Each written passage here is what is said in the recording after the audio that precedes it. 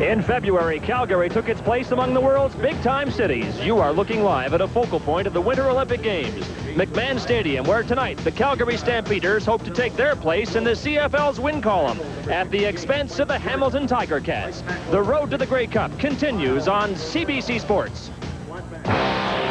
CBC Sports presents the CFL on CBC.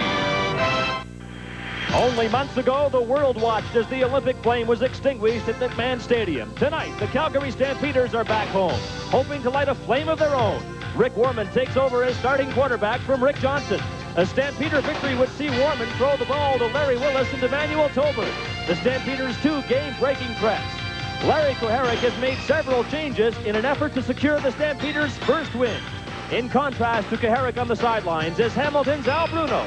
Comparatively, he's relaxed, and very much so when starting quarterback Mike Kerrigan completes passes to deep threat Steve Stapler. And Lance Shields is gaining possession for the Ticats with interceptions. It's a matchup of two teams hoping to ignite flames of their own tonight. We welcome our viewers from wherever you're watching to the CFL on CBC. It's Saturday night.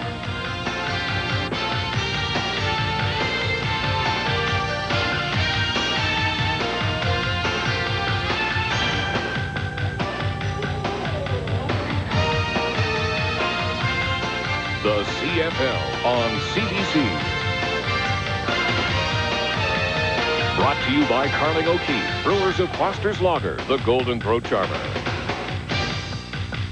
Petro-Canada dealers and agents. Our energy is Canada. And by Priority Post EMS Courier, your better business connection in Canada and around the world. 5 months ago, Calgarians were euphoric over the success of the Olympic Games. Well, the Calgary Stampeders Football Club would settle for just a bit of that excitement over them. But a strong 8-2 finish of last season has not carried over, and winless, you don't have to tell the Stampeders how badly they need to win tonight's home opener. But the Ticats are unlikely to cooperate because they had their sights set on a share of first place in the Eastern Conference. Let's hear from Don and Ron. And Scott, when Coach Larry Kuharich decided to make a quarterbacking change, replacing Rick Johnson with Rick Warman, I'm sure he was thinking about last year when Warman won all 3 starts against the Hamilton Tiger Cats. Oh, I'm sure he did. And coaches, you know, they are a little bit superstitious. He probably also remembered that Rick Warman won 9 games for the Calgary Stampeders last year. So I don't think it's any big deal. As he said today, the coach said, in order to win in the CFL, you must have 2 quarterbacks. He's got Johnson. Tonight it's Warman's turn, but Johnson's ready if things go bad. Well, whether it's Warman or Johnson, they're going to get pressure from that Hamilton front 4. This unit, 9 quarterback sacks. The only one who doesn't have a sack is David Sauvé. And if you look at the 4 of them, they're all veterans. That is the strength of the Hamilton Tiger Cats. The defensive front 4 puts an awful lot of pressure on quarterbacks. And as we said, they're the veterans. But they were going to keep things under control until this man, Daryl Corbin, who is in his first season, till he gets his experience. So I think they're pretty sound defensively. Well, Hamilton will get a sound defensive display. Calgary will be counting upon a veteran, Harold Hallman, and a newcomer, but a veteran of 6 seasons with Winnipeg, Scott Flagel, to put some pressure on those Hamilton quarterbacks. Well, you know, they don't run the football very well, so they're going to come after the quarterback. That means Hallman and his boys up front, and then in the secondary when that ball's in the air, you know, Scott Flagel's all Canadian. He knows how to go get it. The Hamilton Tiger Cats looking for their 2nd win of the season. The Calgary Stampeders trying to win their 1st of the year. Now let's go down to field level and Scott Oak. The Hamilton Tiger Cats are bankrolled by Harold Ballard, but what's the long-term future of one of the oldest sports franchises in the country? Well, at halftime and inside the CFL, Hamilton General Manager Joe Zerger will join us live to answer the question. And during the day, CFL officials retreat to the safety of everyday jobs. That'll be the subject of a feature report. Next, the kickoff.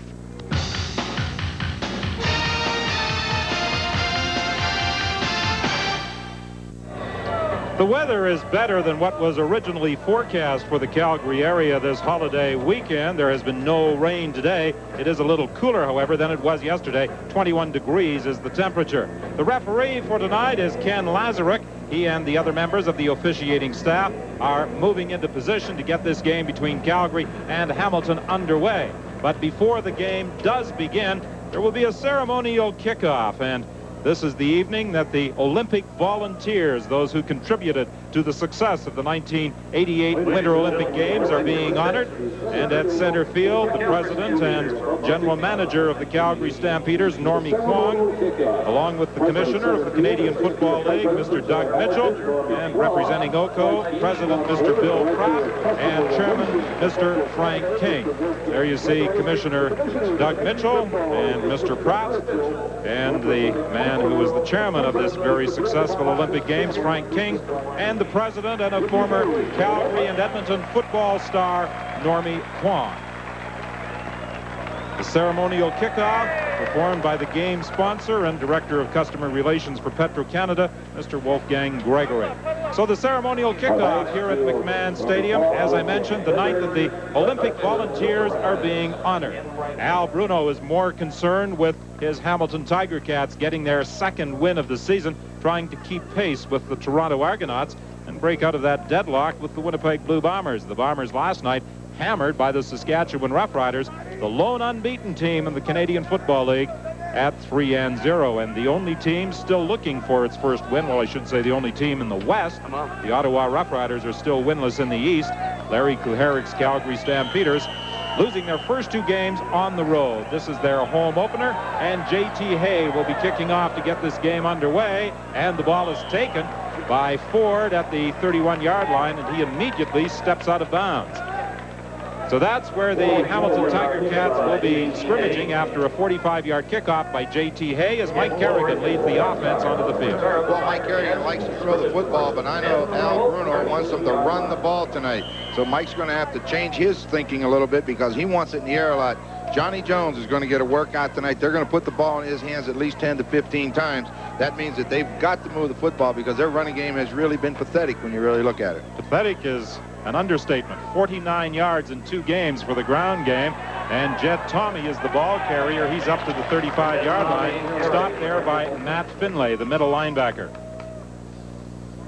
Well, we saw Jed Tommy just carry the football. We know Johnny Jones is going to get it 10 to 15 times, but if you're going to run him, you must run the other guy or they're going to key on John Jones. They got a good set of receivers. We have no problem. They got good speed outside, and DiPietro being a veteran, and again, an entire veteran offensive line. But they've got a run block tonight because that's what Bruno wants. 2nd and 7. Kerrigan dumps it off, and Jones will get the first down and more as he fights his way up to the 50-yard line, and he is stopped there by David McCrary, moving up from his inside halfback position. Well, 2nd and 7. Johnny Jones doesn't have any blocking responsibility. Let the linebackers clear out, and you go into the hole. And the main thing he does there is just get the first down. He just happened to get more, but the big thing was keep possession. Johnny Jones would certainly agree with the game plan of Coach Al Bruno. He'd like to see the ball more tonight, but Jed Tommy has been the ball carrier on the 2 running plays that the Ticats have attempted, and Eugene Beliveau from his defensive tackle position makes the stop. Not a bad front four. Kent Warnick starts at that defensive end. Everybody remembers him from a few years ago where he was their #1 draft choice. The linebackers, Matt Finley also was a #1 draft choice in this league, but not with Calgary. And in the secondary, they got one change. Derek Taylor is a rookie getting his first start tonight at that inside halfback position. He signed as a free agent. He's out of North Carolina State. 2nd and 7. Kerrigan looking for Chapdelaine, and it falls incomplete. Chapdelaine became a new father this past week. Last weekend, we were in the birth announcement business for Steve Stapler, and before this game is out, Frank Robinson might very well be a new father. So there are additions to the Ticat family this season. Yeah, last week it was Robin Stapler and their daughter Stevie J. And this time it's Matthew Chapdelaine and his wife Kim, and as you say, Frank Robinson's still waiting. Osbaldiston's 3rd down kick, and is going to bounce out of bounds before Gary Allen can get a hand on it back at the 18-yard line. So that's where the Calgary Stampeders will be scrimmaging 1st and 10 when we return. CFL Commissioner Doug Mitchell is in attendance tonight, early in his final season as commissioner of the CFL. Doug, given all the steps the league has taken to get its finances in order, how will you feel about the league as you leave it? Well, I think very important this year that we get our finances in order. You know, Scott, that this year, based on our operating cap, 4 or 5 of our clubs should break even. That hasn't happened in at least 12 years. So we feel very good that we've turned the corner, that our television package has worked really well for us. And let's face it, when you have 6 community-owned clubs, the #1 issue is to be fiscally responsible. Thank you, Doug. Don? All right, Scott, and unfortunately not every team every year can go to the Grey Cup, and some fans have to be a little patient. The patience appears to be rewarded in Saskatchewan with the fine start that the Rough Riders are off to after an 11-year absence from the playoff scene. Warman's first pass, and that hit Ken Ford in the back. He was looking for Gary Allen coming out of the backfield. Allen had not turned around. Ford didn't turn either, fortunately for Rick Warman, because it hit him in the back. Yeah, he could have picked that off pretty easy, but as you see, we got Rick Warman in the starting. The best runner they have, Gary Allen. Kickoffs, punts, catching, running, doesn't matter. There are 2 gunners right here, Willis and Talbert, always to the same side. Donovan Fan, the offensive tackle, his first start and the only import up there now for them. The only team in the league with an import on the offensive line. Warman going deep, and it is incomplete. He was looking downfield for Larry Willis, and he had collided with Lance Shields. The big thing that Calgary has to do now, we mentioned there in our talking about the offense, that Willis and Talbot always go to the same side of the field together. They work very well as a unit, but you've got to have somebody on the other side of the field or they'll overship the defense. So tonight they're going to look for Tony Dennis and the newcomer, Derek Holloway, to maybe take some of the pressure off of him. This is where the Stampeders should have an edge in the punting game. Glenn Harper with the 3rd down kick. Winfield is across the 50 into the 49 of the Calgary Stampeders. Mike Kerrigan will enjoy good field position for this offensive series following that 43-yard kick in 11-yard return. Jeffers was there to make the tackle. Well, you mentioned Scott Flegel snapping for punts. We're going to kind of ISO in on him a little bit tonight. I don't envy him, and I don't think he really enjoys it at all. 6'2", 190 pounds, centering the ball on those 3rd down punts for the Calgary Stampeders. Johnny Jones unable to spin away from Bruce Green. He may have picked up a yard, perhaps 2, but Green was through very quickly from his linebacking position to make the tackle. Yeah, it looked like he had the hole, but Bruce Green filled it. That's the same play they ran last time with Jed Tommy. The hole was there, but, you know, they're going to adjust to it, and that time Green came in late, picked the right hole. Jones gets nothing. You see, he's just got to get some yards. They've got to get a running game tonight. Averaging 1.9 yards per carry through the first 2 games. Not good enough.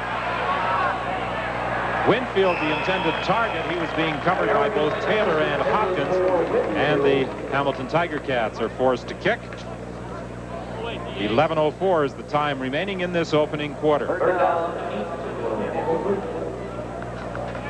Al Bruno didn't expect to see quite as many lineup changes as the Calgary Stampeders made for this game, 5 in all. Gary Allen drops back for this 3rd down kick by Paul Osbaldiston. Bruno said he would be happy if Osbaldiston could get about 39 yards per kick. He won't be happy with this result either. Osbaldiston is dumped as he attempted to throw, and he appears to be hurt. Now that was a low snap. He had some difficulties trying to field that snap. And as the result, Lamont Jeffers was able to get right in on top of him. In the first game of the season against the Toronto Argonauts, he had similar problems with bad snaps. There's no flag. First down, Calgary. I'm not sure if that was a fake punt all the way, but the ball did bounce. But when he immediately picks it up, watch when he picks the ball up. He immediately is getting it ready to throw. He's not stepping to kick the football. He tried to throw it down the middle to a receiver. Now, the reason he's hurt, when you're throwing a football, you're very vulnerable to a hit, and he took the hit straight in the chest. You know, they're not used to getting hit like that. That's quarterbacks that take those hits, but kickers aren't used to it. You're right when you say Osbaldiston appeared to be ready to throw that ball because he did not make any attempt to kick it, and it appeared as though he did have time to kick had he opted to put a foot to that ball. He sure did. Watch the ball hit. Now, he catches it. He doesn't step to kick. He's fixing his hand to throw, and he's moving his feet, which is not normal for a punter. He just gets hit very, very hard. He paid the price for it. But he'll be all right. Quarterbacks take those a lot, but kickers don't have to get those too often. He'll be all right. The linebacker like Lamont Jeffers his eyes light up when he sees that kicker back there getting set to throw. Oh, yeah. I mean, he's batting up with a quarterback there, but with a kicker that doesn't understand throw and duck. He didn't even get a chance to duck because he got that head and shoulders right underneath him, right into the chest area. So Calgary takes over 1st and 10 from the 47-yard line. And Tim Petrus struggles up to the 50-yard line. Ken Ford, the linebacker, made the stop. Rick Johnson started the first 2 games of the season. Stampeders, in that loss to the BC Lions, had some problems, a couple of delay of game calls, plus a broken chin strap that caused Johnson to come out of the game when they were in scoring position, and Rick Warman went in, and Coach Kaharick wasn't particularly happy with that move. The pass is complete. Dennis is inside the 40-yard line, stopped there by Lance Shields. See, we just talked about that, Don. Everybody in the league knows Talbert and Willis are their receivers. Now, to get Tony Dennis from Saskatchewan in a trade in the offseason, they've only thrown him 1 ball. They've got to balance that passing attack, or you're never going to be able to hit your gunners. This time, just down, break to the inside. You get man coverage from Les Brown. He gambled for an interception and didn't get it. But that's what Calgary has to do. Move that ball around a little bit. Dennis acquired in trade with Saskatchewan back in January. The handoff to Gary Allen, and he dives ahead for a couple of yards. That's one of the criticisms of the Calgary offense, is that in their passing game, they've been a one-sided attack. That's it. And everybody knows it, you know. And so they're trying to get that other side of the field involved. And this is a guy that, you know, we've liked him as a football player when he came out of Simon Fraser. He's been a wide receiver, a slot back, got good speed, but he hasn't been utilized. Maybe he's just now getting familiar with their offense. Gorman goes to the sidelines, well over the head of Larry Willis. And this will probably be a field goal attempt by J.T. Hay. Well, I know this as well with hitting his range. He's a good kicker, and, you know, that was a gamble that Hamilton took when they tried to fake the punt. It didn't pay off, but the defense stopped them. Now, if they can escape with no points, it'll be successful. Product of the Ottawa Junior Football Program, J.T. Hay, came to the Stampeders in 1979. He's been good on 12 of 17 field goal attempts against the Ticats. Not quite the equal of the performance this year of David Ridgway over in Saskatchewan. No, you keep wondering if he's ever going to miss. J.T. Hay doesn't miss. And the Calgary Stampeders are first on the board with the field goal with 8:34 remaining in the opening quarter. Don and Ron were correct in their speculation over Hamilton kicker Paul Osbaldiston. His was a planned pass play. The extent of his injury is a bruised tricep, so he likely won't be throwing any more passes. He said he realized as soon as he looked up and saw the rush that that's why quarterbacks get paid so much money. Don? Yes, those kickers, they like that opportunity for glory when they get a chance to throw the ball, but they don't particularly enjoy it when they get hit by a linebacker. Wally Zatilny on the kickoff return. He was initially drafted by the Calgary Stampeders, went to Hamilton at training camp, and on this return he gets it back to the 36-yard line, a 15-yard run back after a 55-yard kickoff. Still pretty good field position to start out. They need to get that running game going, because I got the feeling from when we were talking with Coach Bruno that they're going to stay with it until they do. He said, we just got to be able to run the football better than we have in 2 games, and he said, we better run tonight.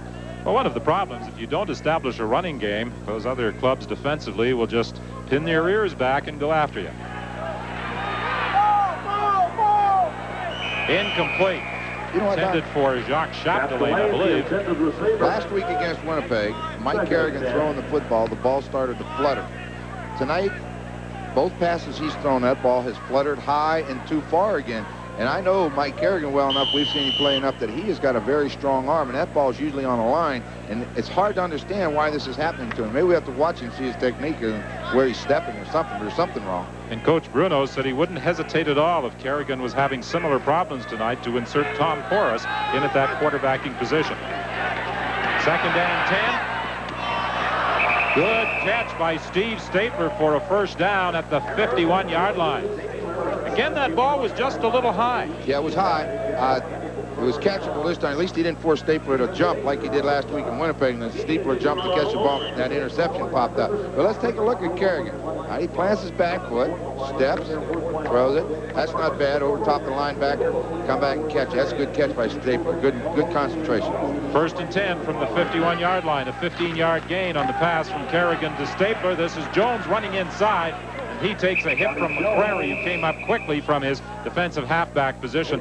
But Jones had crossed midfield into Calgary territory. 3-0, the Stampeders in front, 7:05 remaining in this opening quarter. Yeah, coming in behind Dale Sanderson and Ralph Scholes, Miles Gurrell on the right side. They open it up. He cuts back behind Jason Riley. As he turns, takes the good hit, as you say, from McCrary. But you'll take that because it's almost 6 yards. That's good average.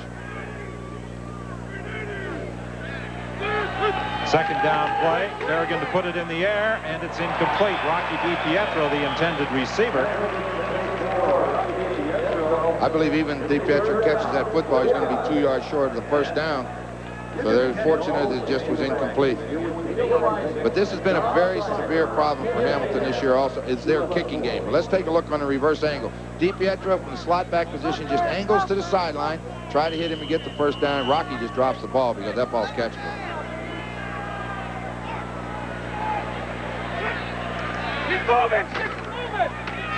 This time Osbaldiston kicks the ball away. It bounces to Gary Allen at the 10-yard line. And Allen is stopped right at the 15-yard line. That's where the Calgary Stampeders will be scrimmaging 1st and 10 following that 45-yard kick with 6:22 remaining in the quarter.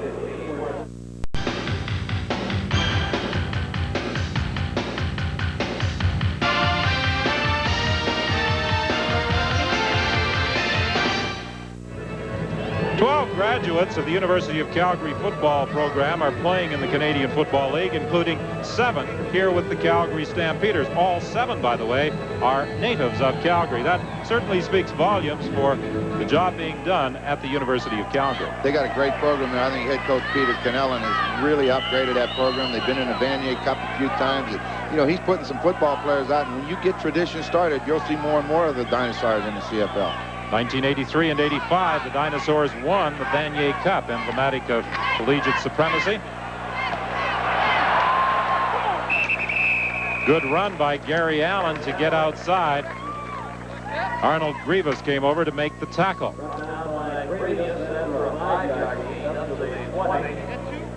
Gain of 5, it will be 2nd and 5 with 6:04 remaining in the opening quarter, and Calgary in front by a score of 3-0 on that 44-yard J.T. Hay field goal.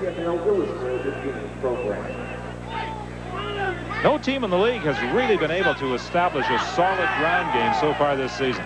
You know, and there's more teams working on that too, Don. They're thinking about it and trying to. They're just not doing it. Gary Allen, the target on that 2nd and 5 pass. Darrell Corbin, the linebacker, prevented him from making the catch, and the Calgary Stampeders will now be forced to kick it away. When he comes out of the backfield like that, he comes out in a wide open. Watch him at the top of the screen, number 23. No block. Now watch when if he would just stop, just sit. See, he comes over here where the linebacker is, and he bobbles the football, but the hole's on the other side. Just stand there. The quarterback will see you because he's looking for you. He made that an easy catch difficult and didn't hold on. And the linebacker was looking for him. You bet he is. Good kick this time by Harper. That's the type of hang time coaches look for from their punter. And Winfield is forced out of bounds up at the 43-yard line. A 60-yard kick and a 13-yard return. When you get that hang time at 4-1, 4-2, 4-3 in that range, that enables the men to get downfield to cover. Yeah, you said a 60-yard kick. If you kick the football 40 to 45 yards. First, we want to show you Scott Flago up there snapping for punts. Very fortunate this time. Most teams line one of those big linemen up and try to knock him back into the kicker.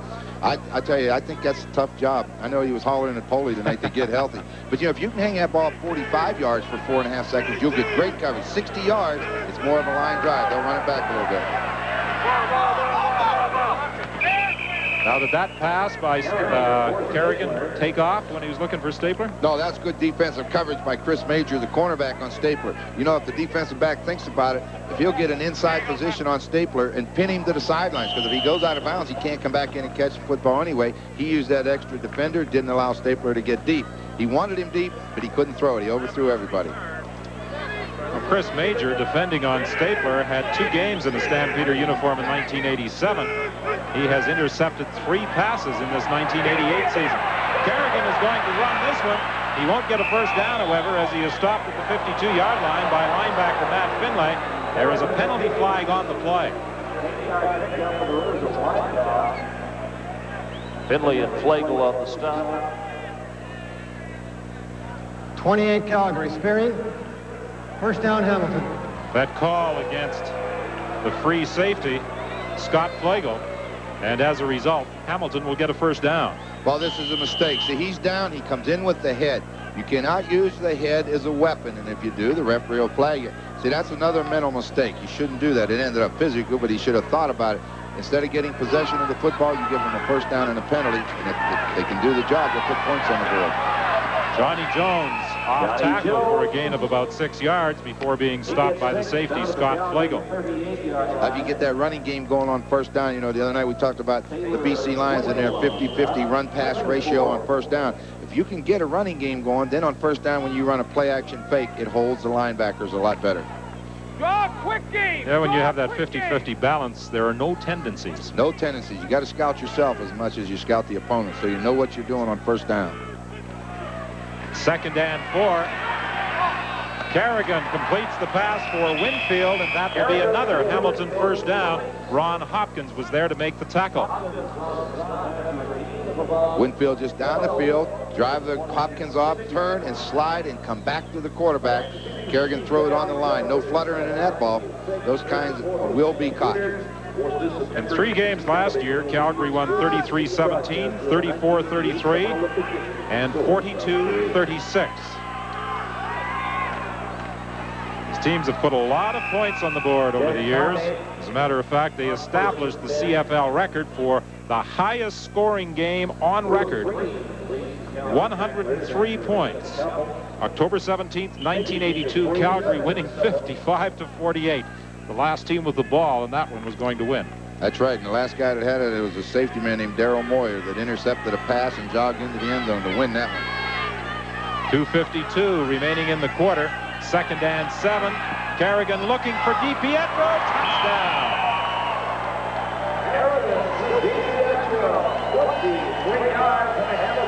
The veteran Rocky DiPietro erases that 3-0 deficit. He matched his uniform number with a 23-yard touchdown throw from Mike Kerrigan. All right, Kerrigan's got man coverage, which means man-to-man in the secondary. DiPietro drives a halfback in, breaks away, and see where Kerrigan throws the ball? Away from the defender. If the defender had been back, he throws it short. If he's up where he was, lay it over his head and let Rocky go get it. He'll catch those kind. Paul Osbaldiston will attempt the point after out of the hold of Tom Porras, and he puts it through. So with 2:45 remaining in this opening quarter, a 6-play drive culminates in a Rocky DiPietro touchdown and a 7-3 Hamilton lead over Calgary. Don, we just mentioned it, that mistake by Scott Flagel, that spearing penalty. Instead of having Hamilton in a 3rd down where they'll kick the football, they get a penalty of 15 yards. Hamilton does the great thing, put it in the end zone. Good blocking up front. Quarterback can sit in the pocket, step up the throw, right over the defender's head. Can't get it. DiPietro catches it. Makes it look awful easy, doesn't it? Well, he's done that a few times to defensive backs in the league during his career. 10 years he's been in. The only team he's ever been with. Came out of Ottawa University, and him and Miles Gurrell were teammates in college, and they end up teammates with the Ticats 10 years, and he's their leading receiver. Well, the fact that DiPietro and Kerrigan drive to practice every other day might help their passing attack. The two of them live in St. Catharines and commute to Hamilton for practice sessions. All receivers love to get in their quarterback's ear, and they like to tell them, I can get open. You know, they'll do anything in practice, work hard, everything. They want the ball thrown to them. Work hard at running their patterns and work just as hard at convincing the quarterback to throw the ball their way. You bet. McQuarrie on the kickoff return. Stopped right at the 30-yard line. Ken Ford was there to make the tackle. A 60-yard kickoff, a 15-yard run back with 2:41 remaining in this opening quarter as Rick Warman again leads that Calgary offense to the field. Last year in the playoff game against the Edmonton Eskimos, he suffered that badly broken ankle, and it took him about 4 months to rehabilitate that injury and get back where he felt comfortable. Yeah, it's unusual. They had, what, shoulder surgery to Johnson and ankle surgery to Warman. Gaharick had to be a little bit concerned with both of his quarterbacks coming back after surgery, but they both seem to have mended pretty well. The newcomer, Derek Holloway, is into the lineup at a wide-out position. He has had just one practice session with the club. Petros stopped right at the line of scrimmage by Darryl Corbin, the middle linebacker. See this little scheme that Calgary's running now where Rick Warman hands it off underneath, which means he hands it forward to the running back. They've got to make that series go because they run a sweep, a trap, but they play action pass off that with a lot of success. So they've got to get that running game going a little bit. Rick Johnson was a star 2 years ago, the all-star quarterback in the Canadian Football League. He struggled last year, actually lost the starting job to this man, Rick Warman. Appeared to have regained it through training camp, but has been replaced for this game. Warman running with the ball and is stopped at the 33-yard line by Mike Walker. So the Calgary punting unit will move on to the field with 1:35 remaining in this opening quarter. Boy, Mike Walker put a heck of a move on inside on Tom Spolatini. He got up the middle, and they chased him out. And Walker showed you that even though he weighs about 265 pounds, he had good enough speed to run down the quarterback. Harper stands back at his own 18-yard line for this third down kick. His last kick traveled 60 yards. Scott Flagel might not have a lot of size, but he gets that ball back quickly to the punter. It's fumbled! And who's got it? I believe the Hamilton Tiger Cats were able to recover. Howard Fields initially had that ball squared away from him. A 47-yard kick by Glenn Harper. Now let's take a look at Scott Flagel again, snapping the ball for the punt. As you say, he gets it back there good, but look at that. They're going to hit him. Stay after him. Ed Gadovekas. Now they're going to stay with him downfield because usually that center is good on punt coverage. Stay with him.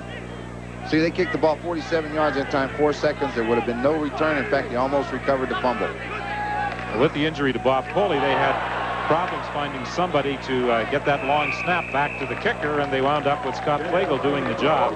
Jed Tommy fumbled the football, but Harold Hallman was there to bring him down. There'll be a loss of a couple of yards. There was a real mistake on that play. I mean, watch Mike Kerrigan. Tommy thinks it's going to be a pass. He really wasn't trying to take the ball, and the ball went right through his pocket. You saw his hand up in the air. He was supposed to slide that ball in. It looked to me like he was going to block for a pass. 35 seconds remaining in this opening quarter. 7-3 is the score. On second down, Kerrigan is intercepted by McCrary. Johnny Jones makes the tackle, but not before David McCrary got back to the 31-yard line. I really don't know who he was throwing the football to. Rocky DiPietro's coming underneath, and when he comes underneath, Chapdelaine went over the top. Well, it went over DiPietro's head and behind Chapdelaine. He couldn't have caught the football. Watch.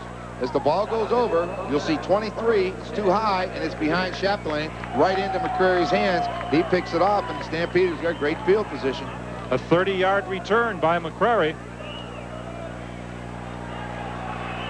He played 13 games last season with the Stampeders, and he gives them instant field position with that interception. 1st and 10 from the 31. Warman is dropped for a loss by a blitzing middle linebacker, Darryl Corbin, with just 2 seconds remaining in the quarter. We had a miscalculation, a misread by the receivers. Hamilton blitzed the halfback, Howard Fields, from the outside. Now they come with the linebacker up the middle. Well, Howard Fields jumps right there. You can't throw the ball. You have the blitz on. Corbin comes free. He makes a sack. That's good teamwork from Howard Fields and Corbin. Corbin has certainly fit in well in that defensive scheme of the Hamilton Tiger Cats. A lot of pressure on his shoulders, replacing a legend in Hamilton, Ben Zambiazzi. Warman dumping it off to Gary Allen, and he is caught immediately well behind the line of scrimmage by Ken Ford, the linebacker. That is also the final play of the opening quarter here at McMahon Stadium, with Hamilton leading by 4.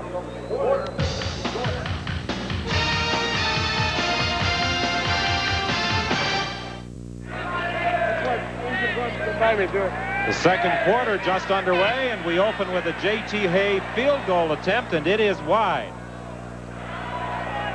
Initially, Les Brown looked as though he was going to try and run it out, Now he's just going to take some time and run out of the end zone. Never really understood that ploy. To start the second quarter, you're taking as much time away from your own attack as you are from the opposition. The only thing I can figure is maybe they're going to go against the wind and they want to waste a little bit of time and see what happens. I thought he was trying to kind of sneak in a little bit, trying to hope they'd let up and then come outside and get out on the outside of the field, maybe run upfield, but Calgary covered it pretty well, and then finally he gave up the point. Kerrigan will go back down to the running game right now. We said one, Al Bruno wants him to run the football, but two, Calgary's given up about 179 yards rushing per game and a 6.1 average. So you better run the football on him. You can control the ball. Point of last scrimmage on that missed field goal attempt was the 36-yard line. That's where the Hamilton Tiger Cats take over. Kerrigan is going to run the ball. Now, I don't know whether that was a design play or he missed the handoff. That was a mistake. If you saw Kerrigan when he was calling signals, he turned and he pointed at the running back, telling him to move over to the fullback position, and he didn't move. So when he went out to handing the ball, he had too far to go, and rather than risk a fumble, he kept it. Well, 30 yards rushing for the Ticats in that opening quarter is 2/3 of what they had in their previous two games.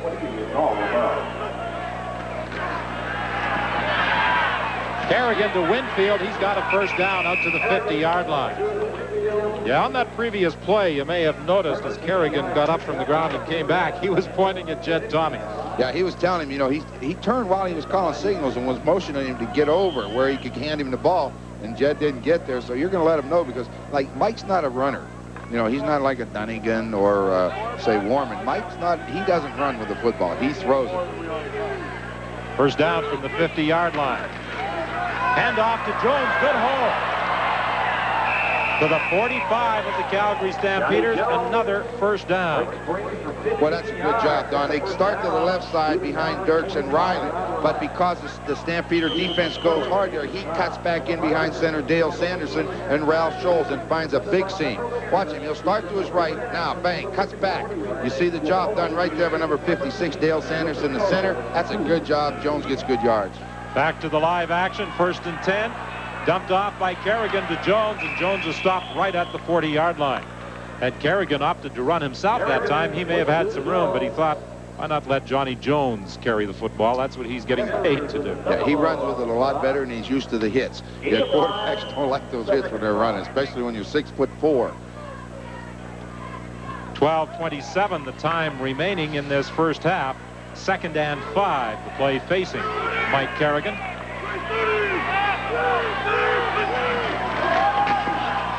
The pitch to Jones. He broke one tackle to get to the outside, gets a block from Winfield, and will get the first down before stumbling out of bounds at the 27-yard line.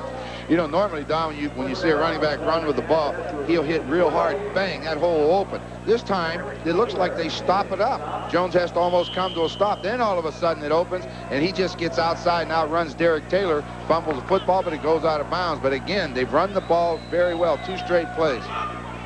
1st and 10 from the 27-yard line. Again, they give the handoff inside, this time to Jed Tommy, and he's stopped by the middle linebacker, Matt Finlay. Jed Tommy's 225 pounds and built like a block. I mean, he's a very difficult guy to tackle. Matt Finley was unblocked, standing in the hole, and still Jed Tommy got 6 yards. Scott Flagel and Greg Peterson made the tackle.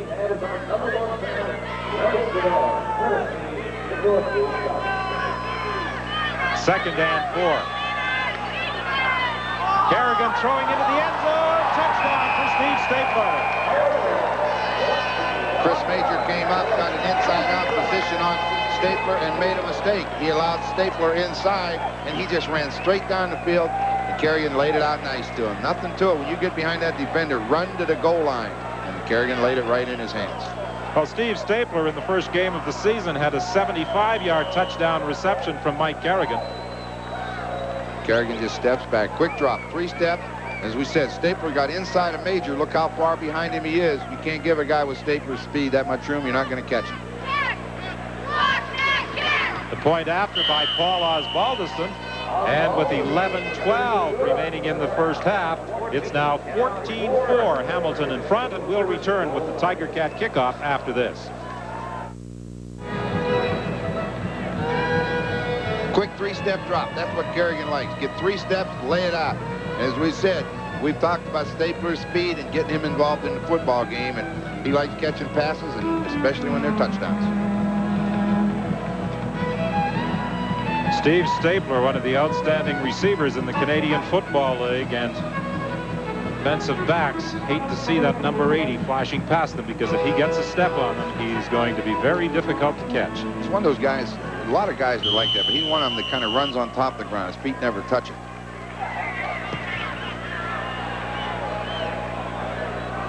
Osbaldiston's kickoff taken by McVeigh, and he is hit and stopped at the 28-yard line by Ken Ford. Scott? Well, Don, as you know, Hamilton Steve Stapler is a pretty sure-handed receiver, but always looking for the advantage. He may have it with some equipment he's wearing. He's got on what are called Newman gloves, popular with lots of receivers because they have tacky palms.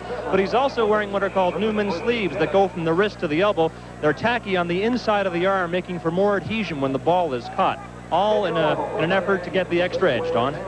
Well, athletes in any sport always look for that little extra edge. Many times it is strictly psychological, but they will wear that equipment. And, of course, if they're wearing a particular suit on a day that they win a game, they'll show up for every game wearing that same outfit until they lose a game. They sure will. You know, you get Ken Ford. He's made the last 2 tackles now. That time him and Frank Robinson made the tackle, but on the one before, he's a good special teams player. He's been down the field on those teams. That's what they got him for. He runs well, 6'2", 215. Good size. Seems to be a little shaken up. I think we're going to have to rate the hairstyles of the various players in the league this year as well. Right now, I think Ken Ford might be the leader. I like his. He's got a couple little things. Here he comes, coming in hard from the right side of the screen. Bang, good contact. And then Frank Robinson, number 43, is right in there along with him. Ken Ford's getting up pretty slow. Andy McVeigh on the kickoff return, and the University of Toronto product is decked by Ken Ford, but Ford got the worst of the impact, and he's being assisted to the sidelines now. This is where the Ticats are going to run into a little difficulty in their linebacking core if an individual like Ford is out of there for any length of time, because they lost Mike Robinson last week. He's a backup in the game against Winnipeg. Yeah, Mike had a little bit of surgery on that finger. He's going to be back soon. He's going to start therapy tomorrow. But they get Gadavekis in there right now. You know, he was a starter for so many years, and then they got a one roster change as Keith Costello, who was a junior from Oshawa. He's got the chance to play now because of the injury to Robinson. So, you know, they may not have who they want in there like with that rookie, but he's there. They have one available. 1st and 10 from the 28-yard line. Gorman swinging it out to Petrus, and it falls incomplete.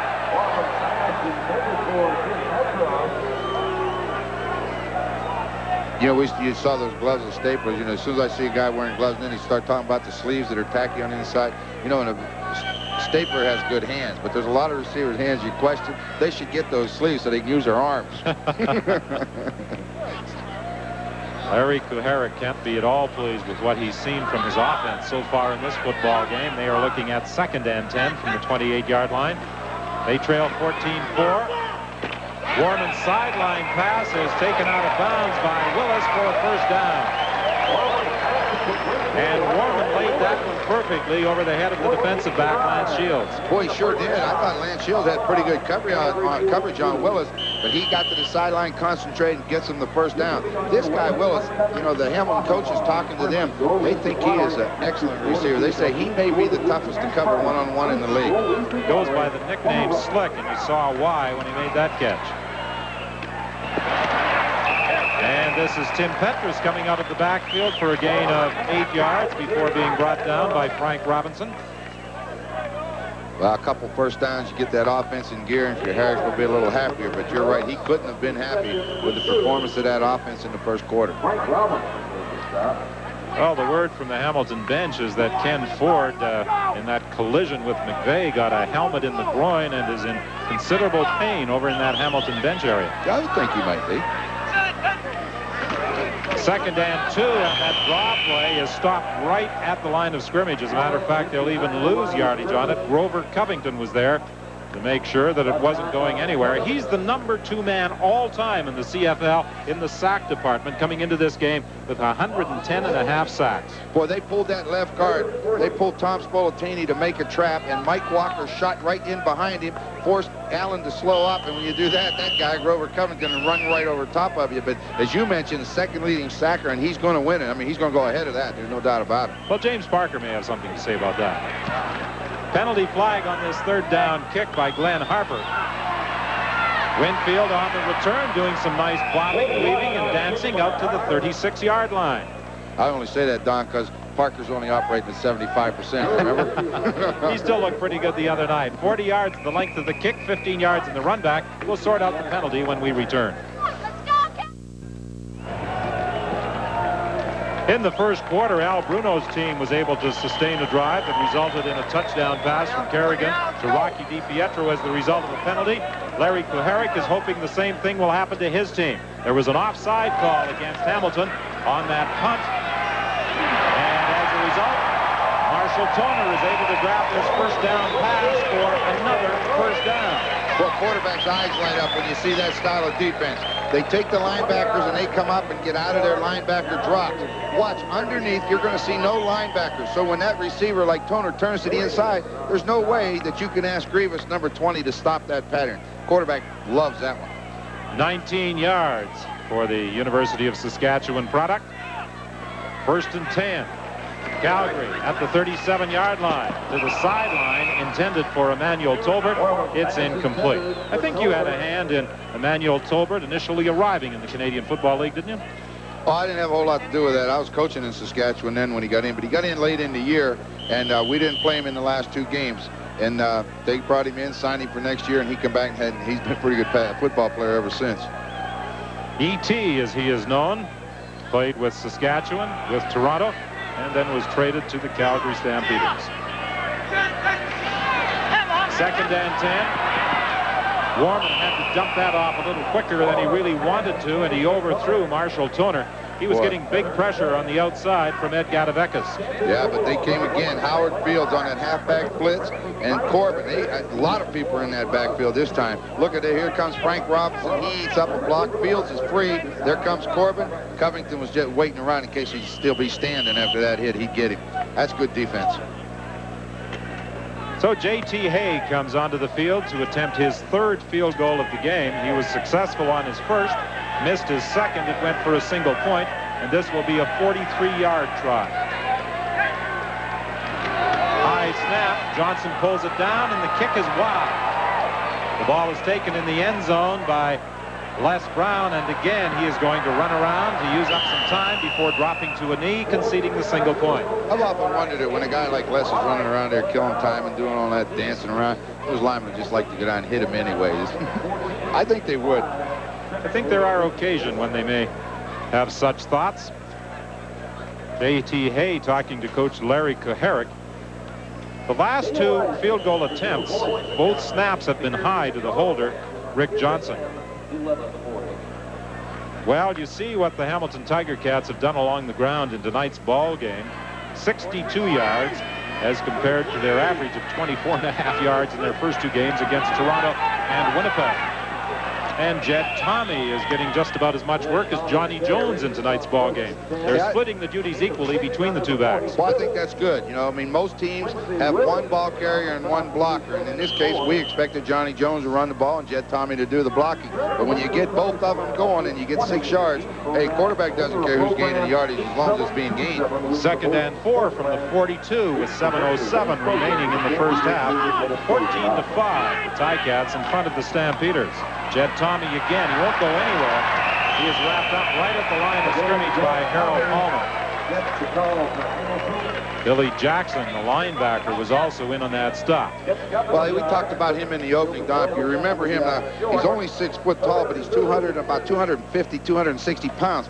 He's not real strong as defensive linemen go, but he's got good quickness. So if he can jump around that block as he does there, he'll stop the ball carrier for no gain. He was the 1986 Shenley Award winner as Rookie of the Year in the Canadian Football League. Osbaldiston stands at his own 29-yard line for this 3rd down kick. Again, he took a lot of time. He didn't see any rush coming, so he could relax before getting that ball away. A good kick. Hang time of 4 seconds. Gary Allen initially fumbled the ball, managed to get it back, and then he is stopped at the 13-yard line. That was a 57-yard kick and a 3-yard run back. There was also a penalty flag on the play, well downfield in the vicinity of the 25-yard line.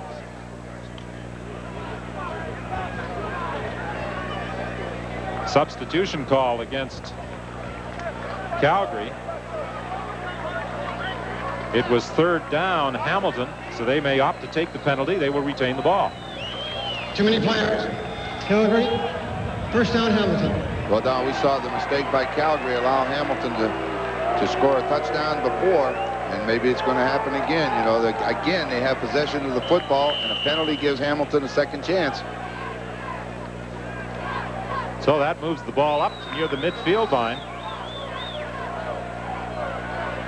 Stampeders in moving people onto the field on that 3rd down punt. Got caught with too many players out there. And that's something that causes coaches gray hairs when those substitutes go out there and they don't count up to 12, or they go beyond 12, I guess. Yeah, you got to know when you're due on the field. See that guy right there? See how calm and cool he is? I'll tell you what, if he looked out there and didn't see, he saw 13 defensive players out there, he'd go nuts. Ted Smith, what a great guy. Ted is a great man. He coaches that defensive line. He calls everybody brother. Kerrigan throwing deep. Incomplete, intended for DiPietro. He was being covered by McCrary. Well, they got good pressure on Mike Kerrigan that time. They didn't allow him to step forward. Quarterback likes to step forward to deliver the ball. The pressure was on him, and he had to throw it off his back foot, which hangs it up there too long. Good defensive coverage by McCrary, though. He was there. You see the ball up in the air. McCrary turns around, and the ball hits him. He turns around a second sooner, he intercepts it. That's the first pass attempt that Kerrigan has missed in this 2nd quarter. Again, no rush as the Stampeders appear to be trying to set up the return. The ball bounces to Gary Allen at the 5-yard line.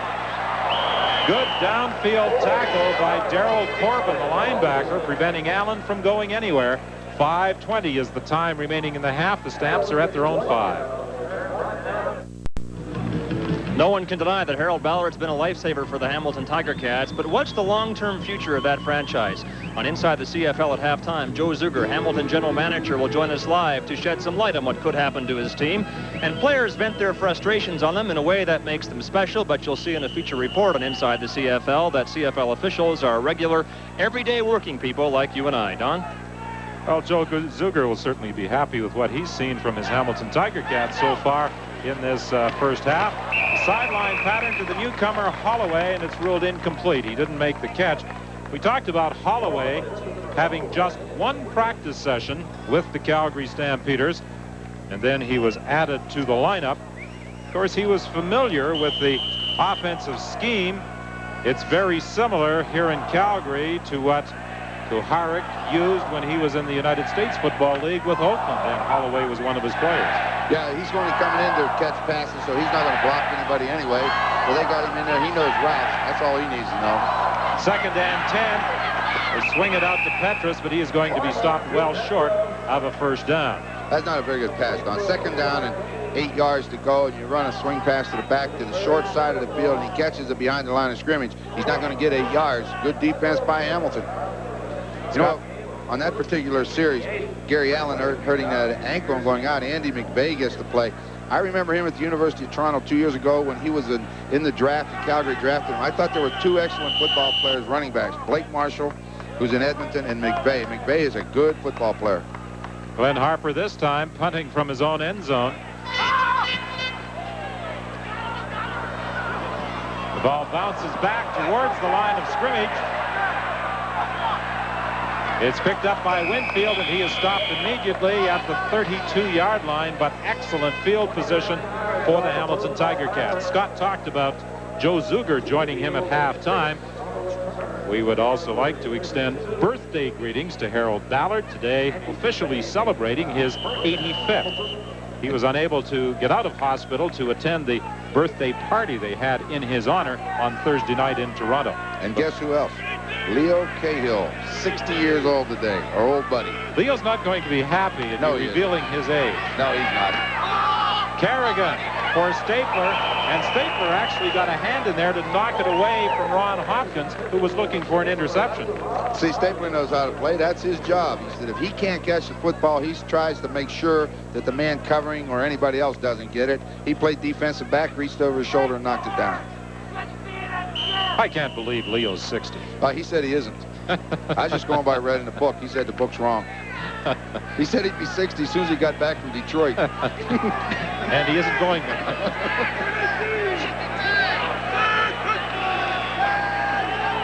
Second and 10. This time the pressure is on Kerrigan. And he goes down for a loss in the grasp of Quincy Williams. Quincy Williams was a teammate of Harold Hallman's at Auburn University, so they're used to playing side by side. They know each other pretty well. They finally get some pressure on Kerrigan. You'll see coming up, Kerrigan looks, now the pressure, he couldn't get rid of it. Quincy Williams came free, came from his defensive end position, looped to the inside, up the middle, got to Mike Kerrigan. We had an interesting conversation with former Stampeder coach Jack Gotta today about one school providing 1, 2, 3, and in some years even 4 players to the same team. The field goal attempt is good by Paul Osbaldiston to add to the Hamilton Tiger Cat advantage, 17-5 over the Calgary Stampeders with 3:15 remaining in this first half. You had an experience with one school contributing more than one player in 1 year to the Saskatchewan Roughriders. You had George Reed. Well, that's no problem there. Washington State with George Reed, Hugh Campbell, Wally Dempsey, Garner Ekstrand, all being teammates. You know, you wonder, you say, well, how can they have 4 players that can play? Well, they could all play. If they had any more, we'd have went down and got them too. We got all their players that year. First and 10 from the 35-yard line.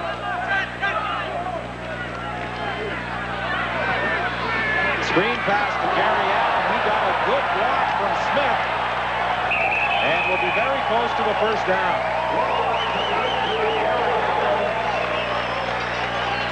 Donahue Grant came up to make the tackle with 2:49 remaining in this first half. 17-5 is the score.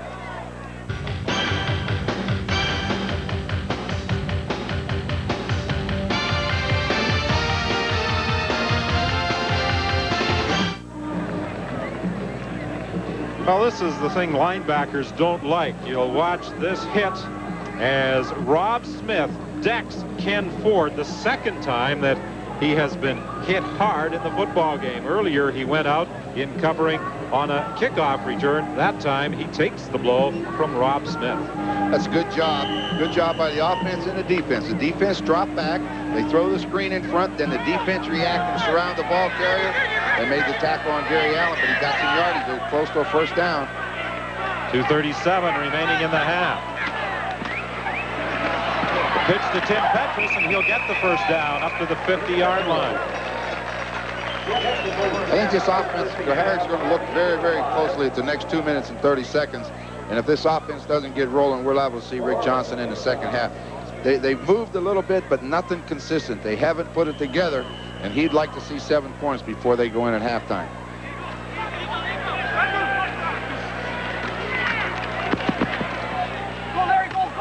Larry Willis on the sidelines, forced out of bounds, but not before he picks up another first down. Well, it's good pattern by Willis. He'd come off the Lance Shields and drove him back, and he's got real quick feet, and boy, did he use them to spin around, catch the football, catch it, and get out of bounds. Throws to his right. As soon as he plants that foot, he's one-on-one. There's nobody to help him. Catch a football, spin outside, get what you can, get out of bounds, stop the clock. That's a good job. First and 10. The ball is at the 47 of the Hamilton Tiger Cats. They lead it 17-5. This is intercepted by Howard Fields. He takes it at the 32-yard line. The receiver was Holloway, but there were 3 Hamilton defenders over there, and it was Fields who made the interception. Sure, he thought he was going to get man-to-man coverage over there. Look at number 16, running right through your screen. He's just sitting over there waiting on it. 3 white jerseys around Holloway. Good defense. They had him covered short, middle, and deep. There's no way. Howard Fields, he knows what's going on. He's been in the league now about 7 years. You're not going to fool him. You talk about teams running trips offensively. They were running trips defensively. When coach looks at it and says, if they have 3 guys covering him, somebody's got to be open.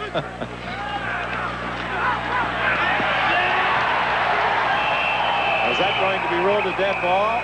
Yes, they claim that the quarterback was in the grasp of the Calgary defensive tackle, Harold Hallman. The only problem, Don, it looks like they're going to rule it an incomplete pass. They put it back to the line of scrimmage. I would have to agree with you. I would say he was in a grasp of the defender pretty well.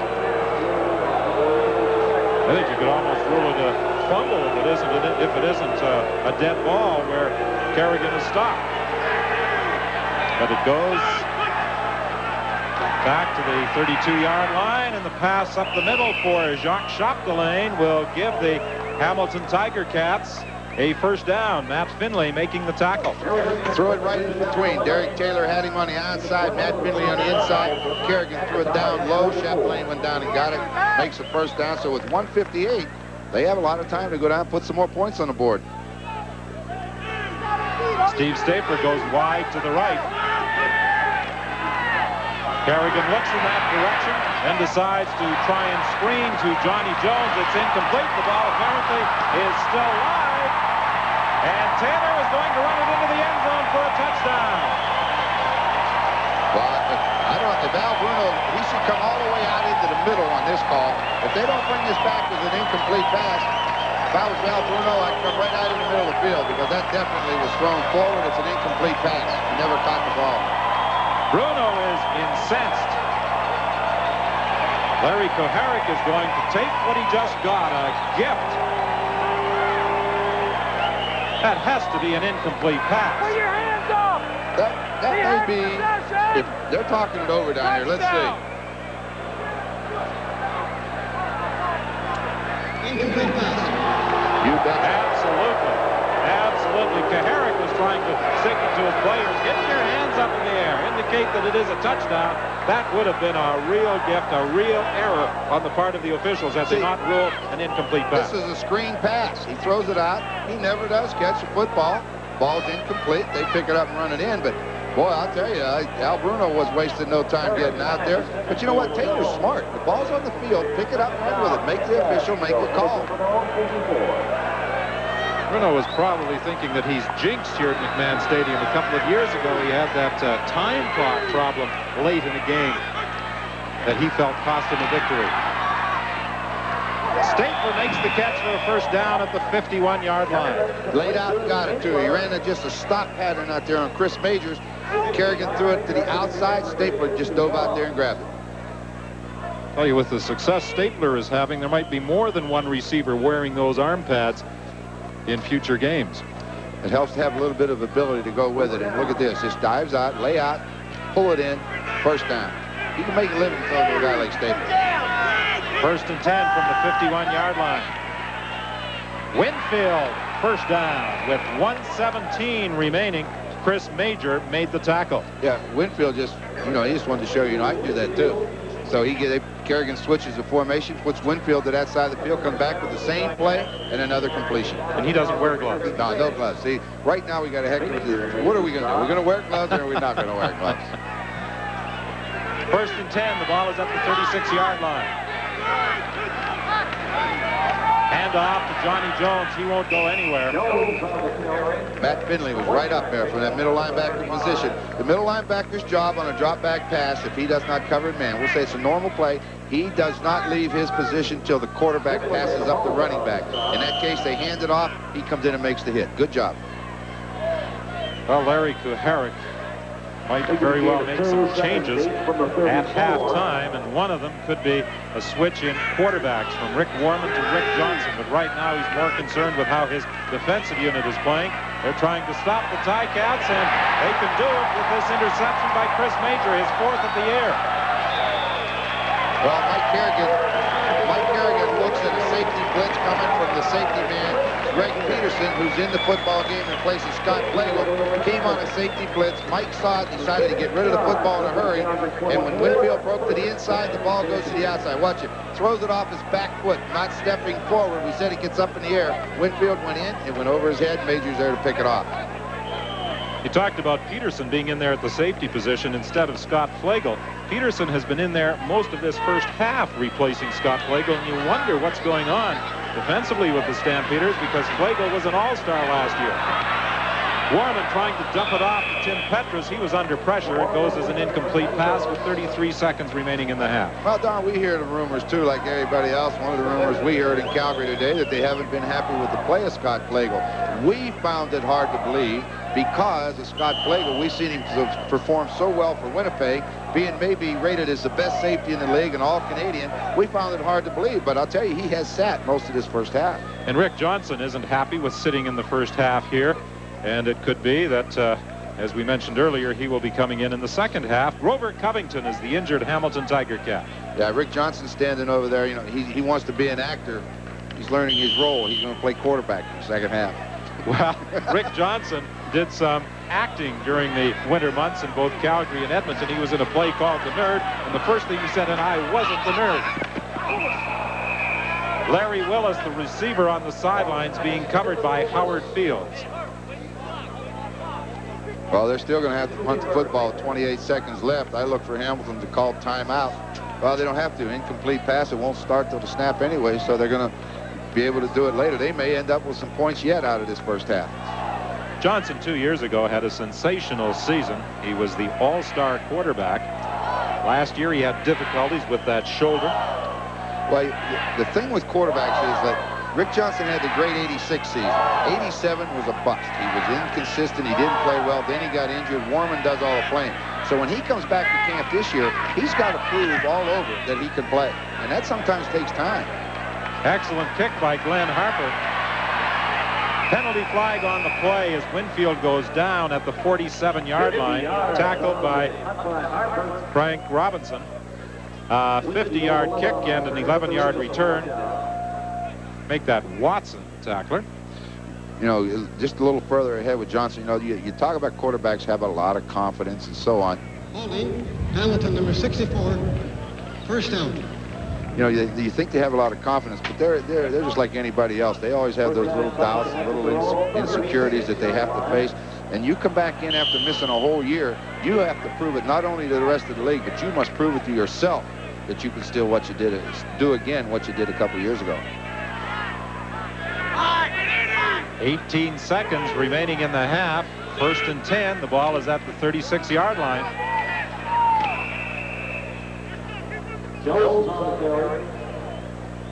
Steve Jackson, the ball carrier, stopped at the 40-yard line. Quincy Williams made the tackle.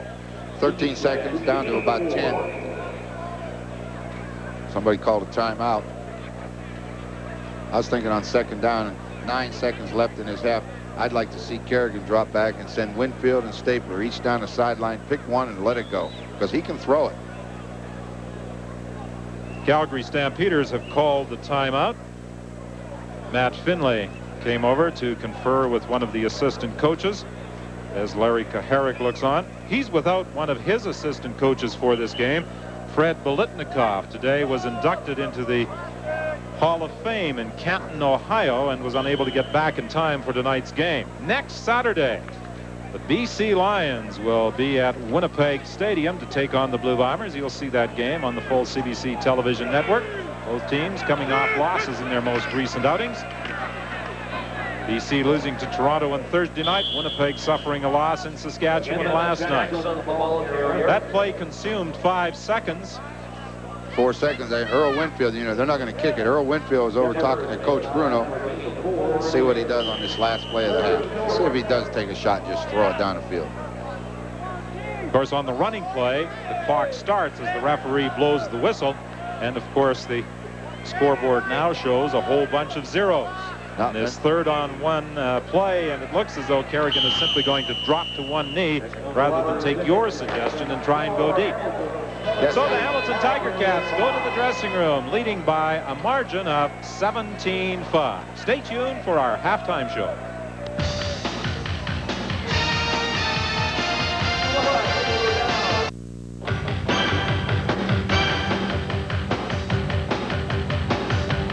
CBC Sports presents Inside the CFL. Hamilton leads Calgary 17-5 at the half, and welcome to Inside the CFL. In the 10 years since he's bought the Ticats, Harold Ballard has bankrolled substantial losses. We're delighted to say that as we speak, Harold Ballard, celebrating his 85th birthday today, continues his miraculous recovery from heart bypass surgery in a Toronto hospital. But the reality of the situation is that with the state of Mr. Ballard's health goes concern over the security of the Hamilton franchise. Hamilton General Manager Joe Zuger joins us in Inside the CFL now to say the CFL Constitution protects your team in a way. Joe, what's the clause and how does it apply? Well, basically, what it says, Scott, is, a team... First of all, just let me say that, the future of the Hamilton franchise is very stable. I think with, Mr. Ballard's recovery and everything else, it's never looked better. Plus the fact that, with the caps and everything, every team is going to be a viable club or franchise right now. But as far as the Constitution goes, the team, basically, you can't withdraw from the league for 3 years. And I think, like I said before, with Mr. Ballard getting his health straightened around, we're in good shape. So I'm not concerned about it. To be clear then, Joe, on the Constitution, the Ticats and the league essentially have a contractual commitment from Maple Leaf Gardens, the owners of the Ticats, to operate for 3 years past any desire to withdraw. Yeah, that's according to the Constitution, and how go with the Maple Leaf Gardens, so go the Ticats. Where would the Ticats be today without Harold Ballard's massive infusions of cash? I don't know. It's very difficult to say whether you'd have somebody willing to lose the type of money that he's lost over the years. But now the league has gotten its act together, I think, and with the caps and everything else, each franchise is going to be a viable product from right now. But I'm sure Hamilton has a lot of pride and tradition, and no matter what, there will be a franchise in Hamilton. Joe Zuger, thanks for joining us in Inside the CFL. We appreciate it. Thank you, Scott. Stay with us. Inside the CFL returns in just a moment.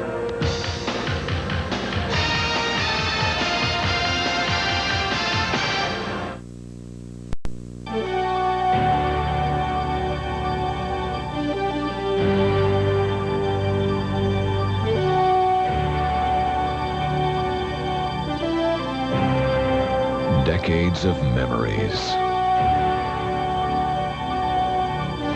crystallized on CBC. Remember 1958? Less than a minute and a half remains in the third quarter. Maloney fakes the handoff. The long pass is intended for Monty Howell in the end zone, and Howell makes the catch for the touchdown. Still capturing the moments. The CFL on CBC.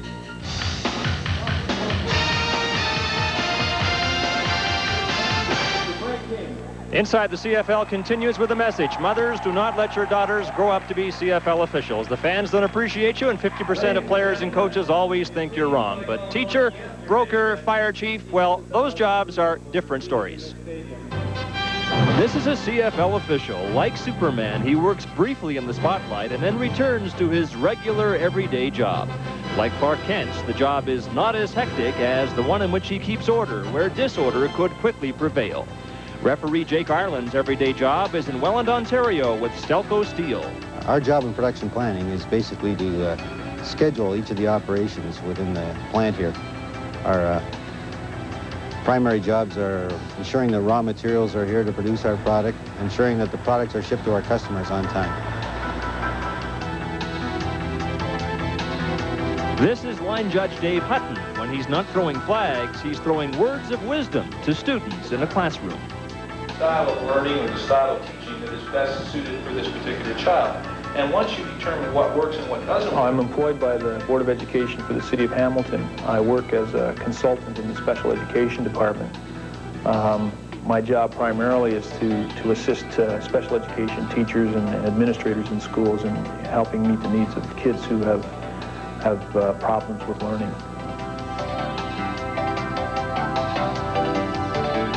Most weekdays you'll find 40-year-old field judge George Black here, just north of Toronto. I'm the vice principal at St. Andrews Junior High School here in North York, and it involves being the vice principal of a very busy and active junior high school, helping staff in terms of discipline support and all kinds of tasks, making sure the school's running properly, working with the principal to make sure all of our board initiatives are going into place, and all those kinds of things.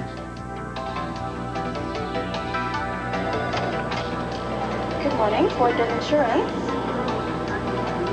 Hamilton insurance broker Ed Dunn has the luxury of being his own boss off the field. There's no one here to look after. Like, I sort of have to catch up on my own work. So, yes, I don't have to get permission or I don't have to take lieu days, but I'm responsible for making sure that my work is done, and I might have to spend some extra hours and get in here early in the morning to make sure that that's looked after. And we're not sure which of Ross Perrier's jobs is more dangerous, being a 16-year veteran CFL referee or working as a Toronto District Fire Chief.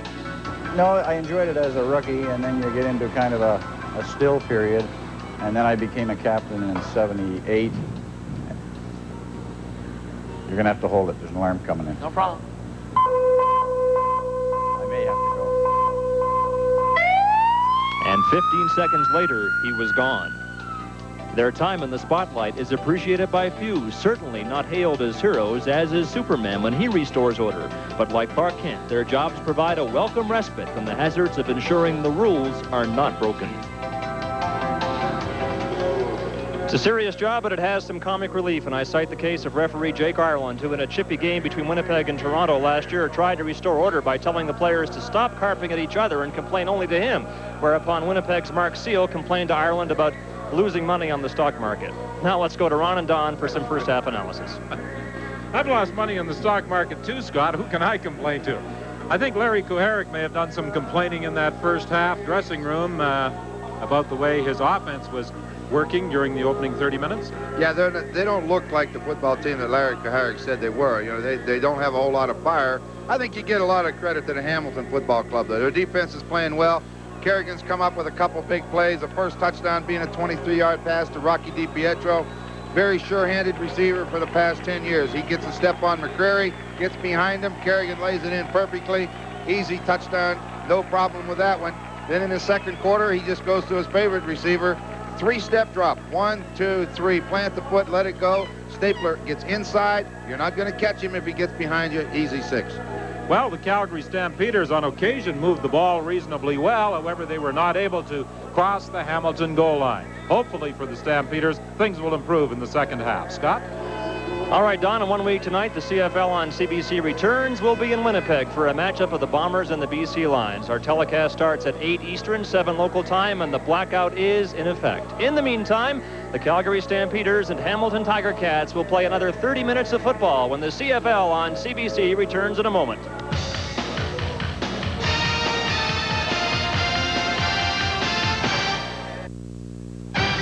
The CFL on CBC. Brought to you by Carling O'Keefe, brewers of Foster's Lager, the Golden Throat Charmer. Petro-Canada dealers and agents. Our energy is Canada. And by Priority Post EMS Courier, your better business connection in Canada and around the world.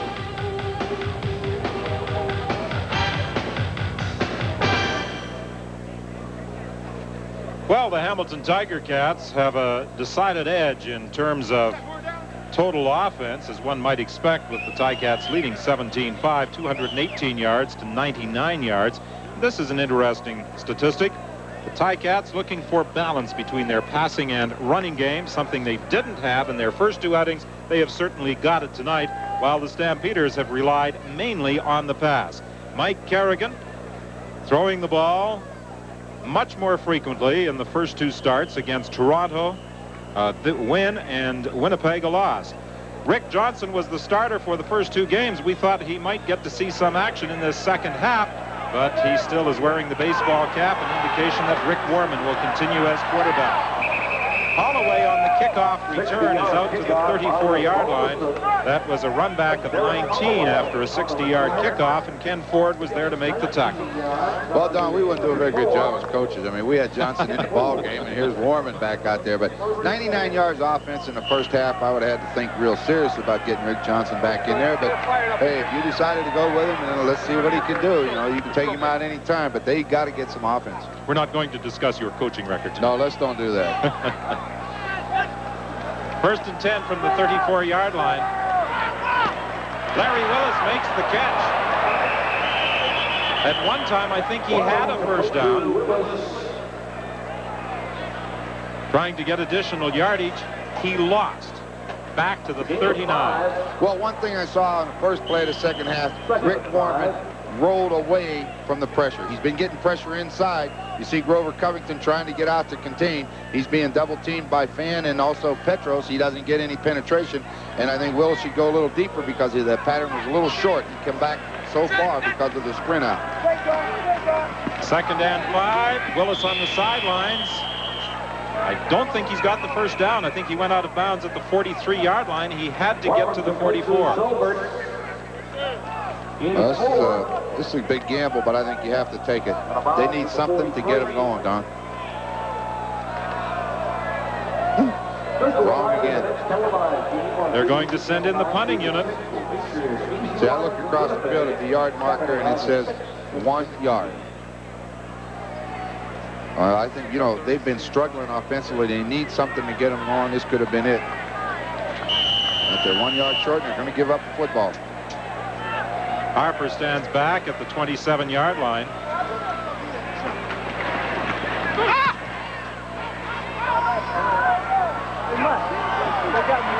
Howard Fields takes it, spins away, and works out to the 40-yard line. So that's where the Hamilton Tiger Cats will be scrimmaging after that 41-yard kick by Glenn Harper. When you compare Hamilton's offensive line working against that Stampeder defensive unit, the Ticats have an edge in height, weight, average age, and total years of experience in the Canadian Football League. That experience could be a big factor. Always a factor with an offensive lineman. The older he gets, the more experienced he is, the better football player he is. Movement at the line of scrimmage, but no penalty flag. Rocky DiPietro, the intended receiver. We're talking about that offensive line. If I think back to the Toronto-Hamilton game, we did the first game, and I had made a comment about Mike Dirks and Miles Gorell listed at 290 and saying they're over 300. The very next week in Winnipeg when we did them, they jumped all over me because Dirks was down to 281. Now, Miles isn't down too far, so I didn't have to listen to him, but Dirks is in good shape, so I said I would apologize. Dirk said he put on about 7 pounds this past week when we talked with him yesterday. Steve Stapler. He puts on speed when that ball is thrown in his direction and takes it to the 30-yard line. Pretty well thrown football by carrying to lay it over, but it's great concentration by Stapler because Major is in a pretty good position and he puts the hands up to try for the interception, but watch who catches the ball. Trying to get help from inside, no way. Here goes Major right through his hands. Stapler pulls it down, and it's a big gain, and they're in scoring position again. Tremendous concentration by Steve Stapler, who has already scored a touchdown in this game. This time he goes wide to the left. First down at the 31-yard line. 12:34 remaining in the third quarter. The pitch to Johnny Jones. This time, the Calgary Stampeders were ready for him. They were led by Stu Laird from his defensive end position. Yeah, Stu Laird's played an awful lot of this football game. He didn't start the football game. Kent Warnock did, but I think it was the second series of downs. Laird came in at the defensive end, and Warnock's been on the bench. So we have 2 of the so-called starters, Warnock and Flegel, who are not playing. Stuart Laird, an old rugby player. He played some rugby prior to becoming a pro football player in the CFL. Stapler, target, incomplete. Ron Hopkins was defending against Stapler. Stampeders came on a blitz, and Lamont Jeffers, 95, came up the middle, but Kerrigan had time to throw it, and that ball was catchable. It was delivered on the money, but Stapler didn't hang on. So Cole Osbaldiston will be attempting to add to the Hamilton lead. It stands at 17-5 at the moment. He's attempted a 47-yard field goal and was successful. This will be a 37-yard try. And this, too, is good. 11:30 is the time left in the third quarter, 20-5. The Ticats lead the Stampeders. 20,000 volunteers have made the Calgary Winter Olympics such a resounding success. We're honored here at McMahon Stadium at halftime. Frank King was the president of the Calgary Olympic Organizing Committee. Frank, there was such an emotional high in Calgary at the time. Has there been any sort of a letdown since the games? Really, there hasn't, Scott, because already we've had the Calgary Stampede. We set a record attendance there, 1.2 million people. Now we're planning a winter festival here in Calgary. I think this town is lit on fire with the Olympic spirit, and people said we'd only go downhill after the Olympics, but I don't think that's happening. Quickly, Frank, the games are over. Are you drawing unemployment, or have you got a job? I've got my own companies, thank goodness. I'm very glad to be back there. Thank you, Frank. Don? Yes, Scott, and there were rumors, suggestions that maybe Frank King should be the man to be considered as a replacement for Doug Mitchell when he retires next year. It's not a bad idea. Well, Peter Ueberroth moved from the Olympics to a successful role as president of Major League Baseball. Holloway, the returner, out to the 35-yard line, and that's where the Calgary Stampeders will be scrimmaging. This program is copyrighted and is strictly for the private use of our audience. Any reproduction, retransmission, or exhibition in whole or in part without the written consent of the Canadian Broadcasting Corporation is strictly prohibited.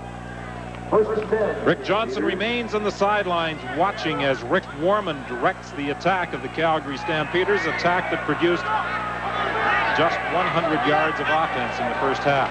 Penalty flag on the play. Warman passing to the sidelines for Marshall Toner, incomplete.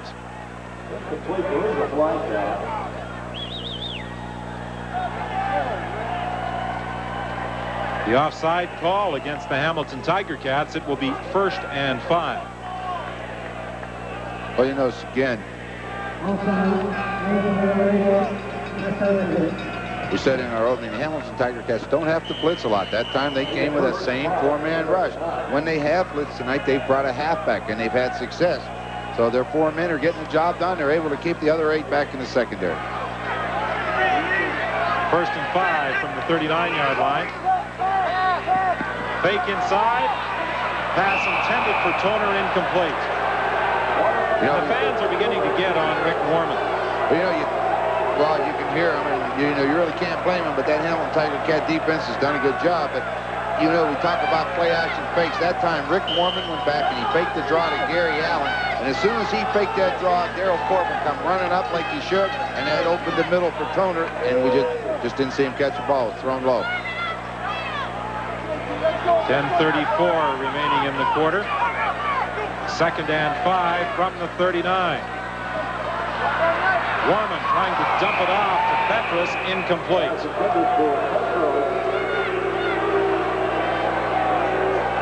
Ken Ford was defending against Rick Warman. Pressure came from the outside. David Sauve, number 88. Doesn't have any sacks yet, but you know, we said they're a veteran foursome up front, and he's one of them. He did a good job there, forced Warman up, and he was so close to Petrus when he threw the ball. It was too hard. Couldn't adjust to it. I think that Hamilton front four is a little resentful about all the publicity being directed at the Saskatchewan Roughrider front four. Hey, they're not bad. You know, that's going to be a good football game when those two collide. Winfield takes it at the 30-yard line. Fumbles the football, but the whistle had gone. The ball recovered, however, by Howard Fields, but Winfield was stopped. A 43-yard kick and a 2-yard run back. Bruno Jeremiah was there to make the tackle. Again, let's bring in Scott O. Well, Don, about those Calgary defensive starters you've mentioned, Scott Flagel and Ken Warnick. Scott Flagel is healthy and can play. His problem is not medical. It's a bit of a puzzle as to why he's been taken out. But Ken Warnick favored his left ankle in practice all week. He has had it retaped a couple of times here at the Calgary bench, still favoring it, and it's unlikely he'll see any action unless it's an absolute emergency. Yes, Warnick didn't practice on Thursday because of that ankle problem. And Stu Laird is playing that defensive end position. At the 36-yard line, as we look at Kent Warnick, he has the great size, 6'7", 270 pounds, out of the University of Calgary, the #1 draft choice in 1986. He was a key member of those Vanier Cup champions in 1983 and 85. At 6'7", 200, he's probably a big factor.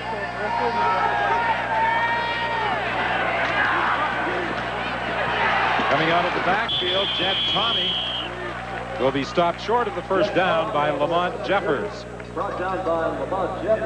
Had to drop that ball out to the backs. Jet Tomey being a fullback, he's not as shifty as those running backs like Jones or Allen, and he's just more of a straight-ahead type of guy, and he just comes up 2.5, 3 yards short of that first down. This time, 2 people dropped back for this third down kick, Larry Willis and Gary Allen. Osbaldiston stands at his own 23-yard line. 8-7-9-3. Again, no pressure. Gary Allen takes it up to 35. Gets a block from Willis trying to get to the outside. Fights his way out to the 47-yard line, and that's where the Calgary Stampeders will be scrimmaging. A 12-yard run back after a 37-yard kick. Some of the new people wearing the red and white of the Calgary Stampeders this year: Tony Dennis, whom they acquired in trade from Saskatchewan; Scott Flagel signed as a free agent after leaving Winnipeg; and other players that they have added to the roster. 5 changes made for this game from the lineup that lost to the BC Lions last week. Warman for the newcomer Holloway, he'll score.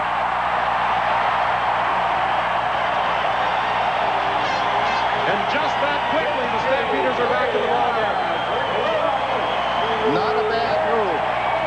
There goes that horse. I hate to see them horses. Derek Holloway lines up as a wide receiver.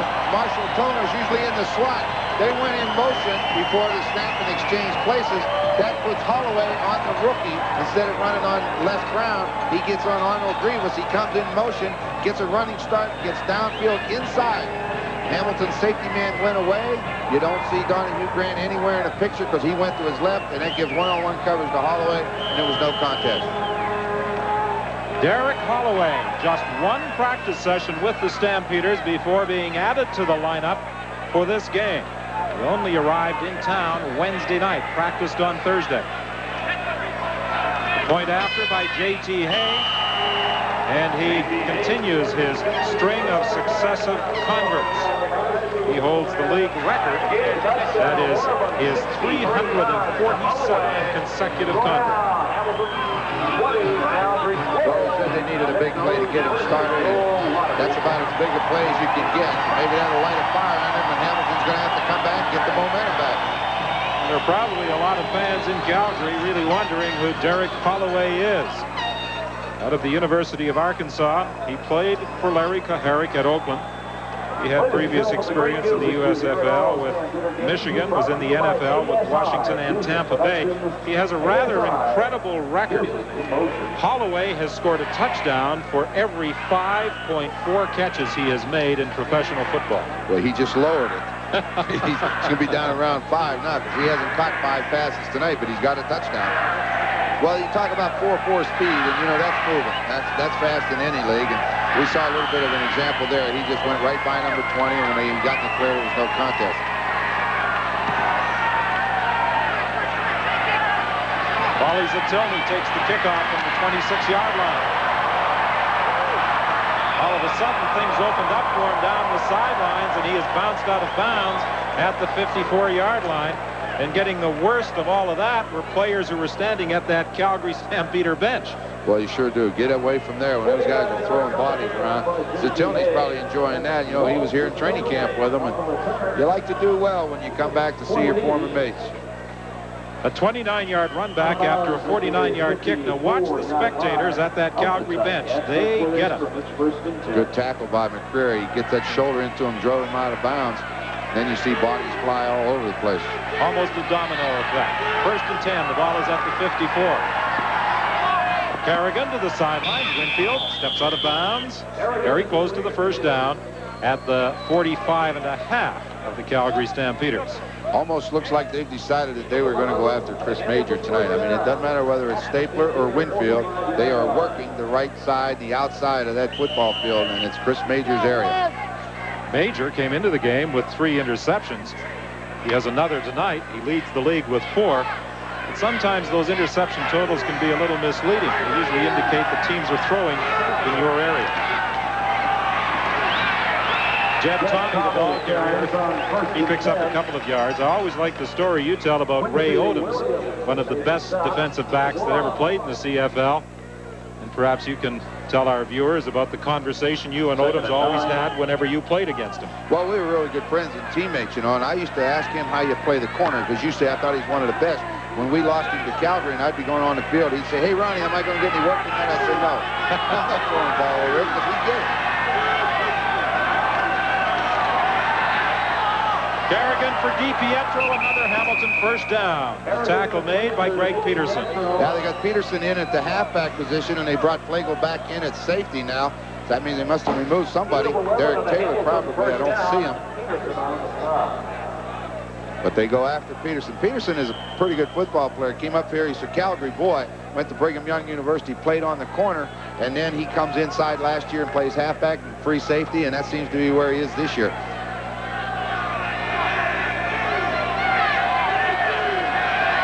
From the 33-yard line. 1st and 10. Deep down the sideline. Stapler can't catch up with him. Good pump fake by Mike Carrigan that froze a couple of people, and then he tried to go deep to Steve Stapler, but he just overthrew him. Yeah, just he let the ball go. He laid it out there. You lay it out, let the receiver go get it, and he had to let it go anyway. Holman and Williams were right on top of him, and they put a pretty good hit on him, but he did the right thing. You're one-on-one, throw it away, and then that way if Stapler can get it, fine. If he doesn't, nobody does. 6:24 remaining in the third quarter. Hamilton leading by 8. 20-12 is the score. 2nd and 10 from the 33.5-yard line.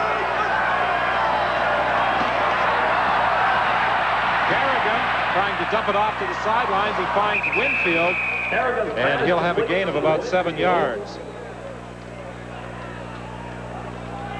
Lamont Jeffers is over there to make the tackle. Carrigan was getting some pressure as he moved out of that pocket. Yeah, Quincy Williams, 91, that defensive end position. When he started back up in there, Carrigan looking for somewhere to go. Quincy Williams was there, and he just dumped it outside to Winfield. A fair bit of support for the Hamilton Tiger Cats at tonight's game at McMahon Stadium. I don't know whether those are transplanted Hamiltonians or people who have actually made the trek from the Steel City. The field goal attempt is successful by Paul Osbaldiston. He is 3 for 3 in that part of the game, and it's 23-12 Hamilton.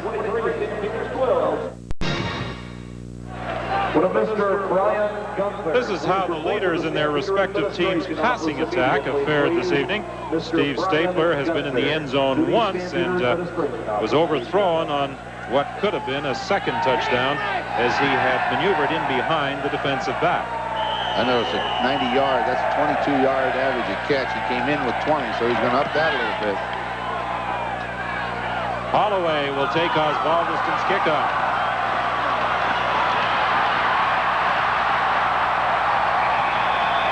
I think Calgary fans are going to like this young football player, a 31-yard run back after that 56-yard kickoff. He has scored the touchdown on a 64-yard pass, and if he can get into the open with that 4.4 speed, he's going to score some touchdowns on those kickoff returns. Yeah, they list Holloway at 5'7" or 5'8". I was going to say he's closer to 5'7". But I'll tell you one thing, he does have the speed and he's shifty, and that's a pretty good return. Gets some good field position. So they need to put another one on the board. This is intercepted by Les Brown.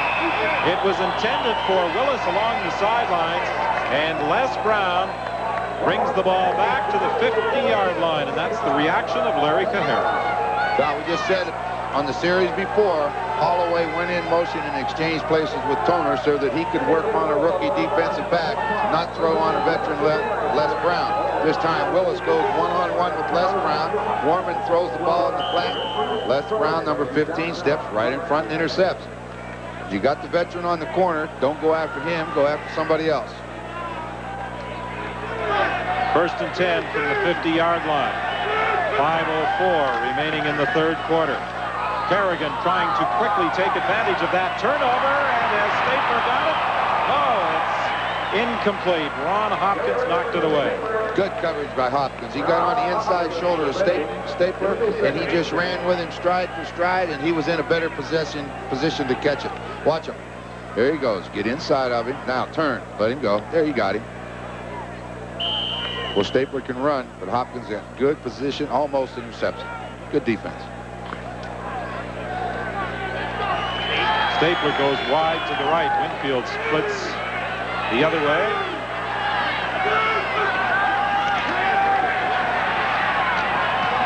Incomplete. Stapler the target, with Hopkins again defending. Stapler looking back in that sun, looked like said he couldn't see it, but you know, that's good defense. Hopkins come in from the back, wrap those arms, and the ball pops out. All right, try to go deep on him, get him going, stop, come back to the football. Here comes Hopkins. Should have caught the ball, hit him right in the stomach, just didn't hold it. Well, that setting sun may be a problem in that area of the field. So that interception by Les Brown wasn't nearly as damaging to the Calgary Stampeders as it might have been. Paul Osbaldiston with a good high punt. Allen waits for it at the 7. There's a penalty flag on the play as Allen is wrestled down at the 15-yard line. Yeah, down there's Doug Davies, number 55. He's a rookie out of Simon Fraser. He was put on the roster to do the snapping for the punt. That's his main job right now. He's the best snapper they have.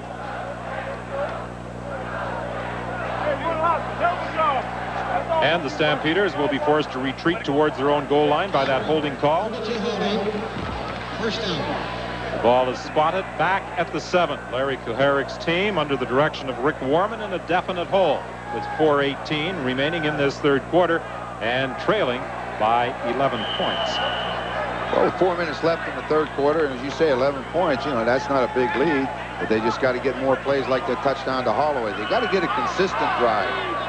That'll get them a little bit of momentum and confidence. Fake inside. Warman goes to the sidelines and overthrew Tim Petrus.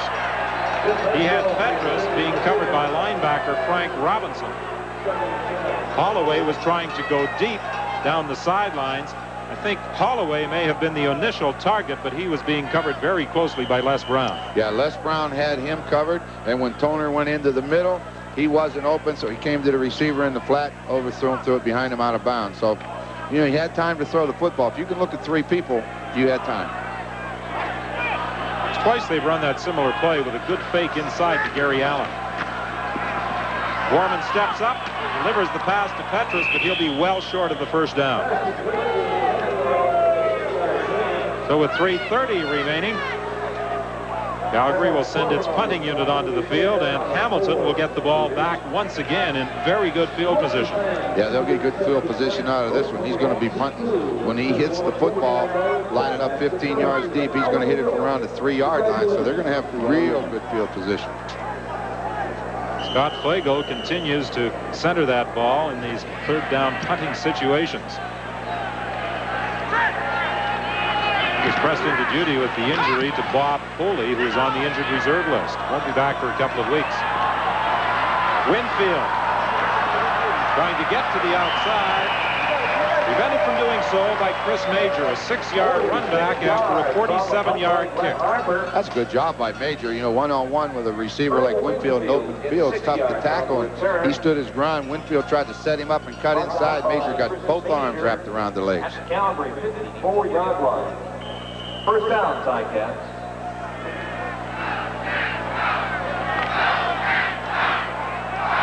Al Bruno looking for his second win of this 1988 football season. The Ticats began with a triumph over Toronto at home, then lost a week ago to Winnipeg. Chapdelaine struggles out to the 46 of Calgary. Bruce Green, the linebacker, was there on the stop. Bruce Green on the tackle. Second and 2. Let's see what Kerrigan selects on this down. Ball at the 46 of Calgary. Decides to go inside with Jed Tommy, and it looks as though he's got it. Get right in behind Ralph Scholes and Miles Burrell. 2 big linemen, 6'7", 6'8". Just fight forward. Jed Tomey, we said, is the fullback type runner, power straight ahead. You get in behind those 2 big guys and everything moves.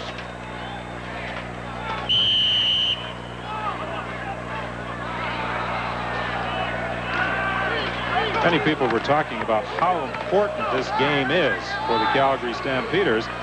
Herrick was trying to downplay the importance of it as far as the total overall scheme is concerned for Calgary this year, pointing out that we do play 18 games, and starting 0-3 isn't necessarily the end of the world. You don't want to begin the season that way, but it isn't totally disastrous. No, not really, Don, as Kerrigan throws incomplete on that play, but he's right, it isn't disastrous. But the big thing about it, we'll talk about it in a minute. Watch the ball. This one flutters on him a little bit. Gets up there and just kind of, you see it. Not that Spyro Hopkins was the closest to it. But as he said, it's not disastrous. But the thing that's bad about it is the first place team is 3-0. You're losing contact at the top. Don't lose contact with those teams ahead of you. It's tough to make up ground. Kerrigan looking for Winfield. A little high, and it goes off his fingertips. Incomplete.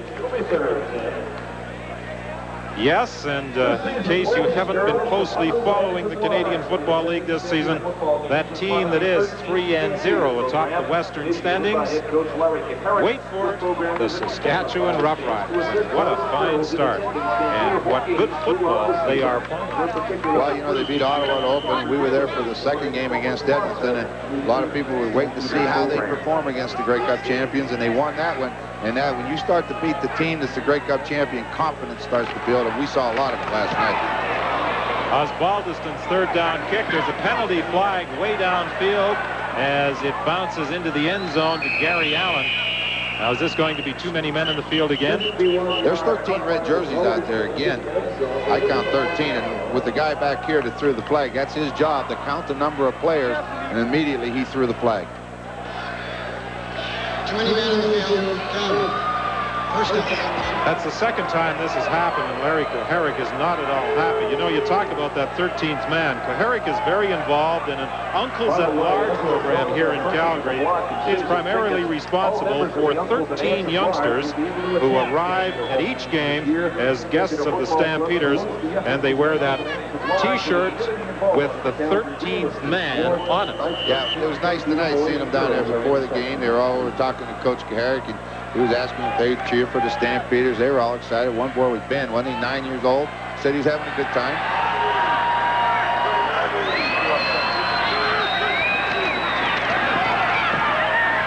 Johnny Jones is stopped at the 28-yard line. Johnny Jones. Billy Jackson in that middle linebacking position, replacing Matt Finlay, stopping Jones, and he has to be much happier with the amount of work he's getting in this game than in the previous two. Yeah, all running backs want to carry the football. Most of them get better with the more work they get. So Johnny Jones has got to be happy. And Jet Tomey, too. He's got a lot more running time tonight than a lot of people thought he would.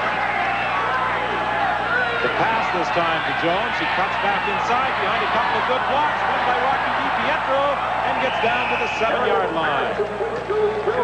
Well, that's what you call that moving screen, slip screen, whatever you want to call it. But Jones swings out of the backfield, and as you say, he picked up a good block. Watch number 58, Jason Riley. He makes his ball, bang heads with the guy now. Watch Johnny Jones cut right behind number 58, right there. Picks up the block. There's DiPietro's block. Jet Tomey's downfield. Johnny Jones picks up 21 yards. So the Stampeders, on another mistake, give Hamilton a chance to score points. First and goal from the 7-yard line. The pitch to Jones. And he's there for a touchdown.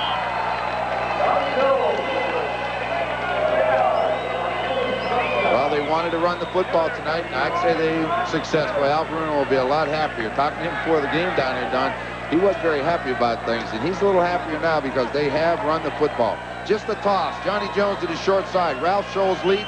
Jed Tomey making a block. McCreary misses a tackle. Stapler gets in the way of Major, and it's an easy touchdown for Johnny Jones.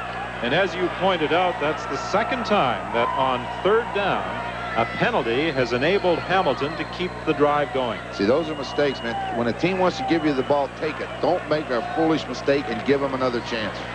Paul Osbaldiston with the point after, and that is the end of the third quarter with the Hamilton Tiger Cats in control over the Calgary Stampeders.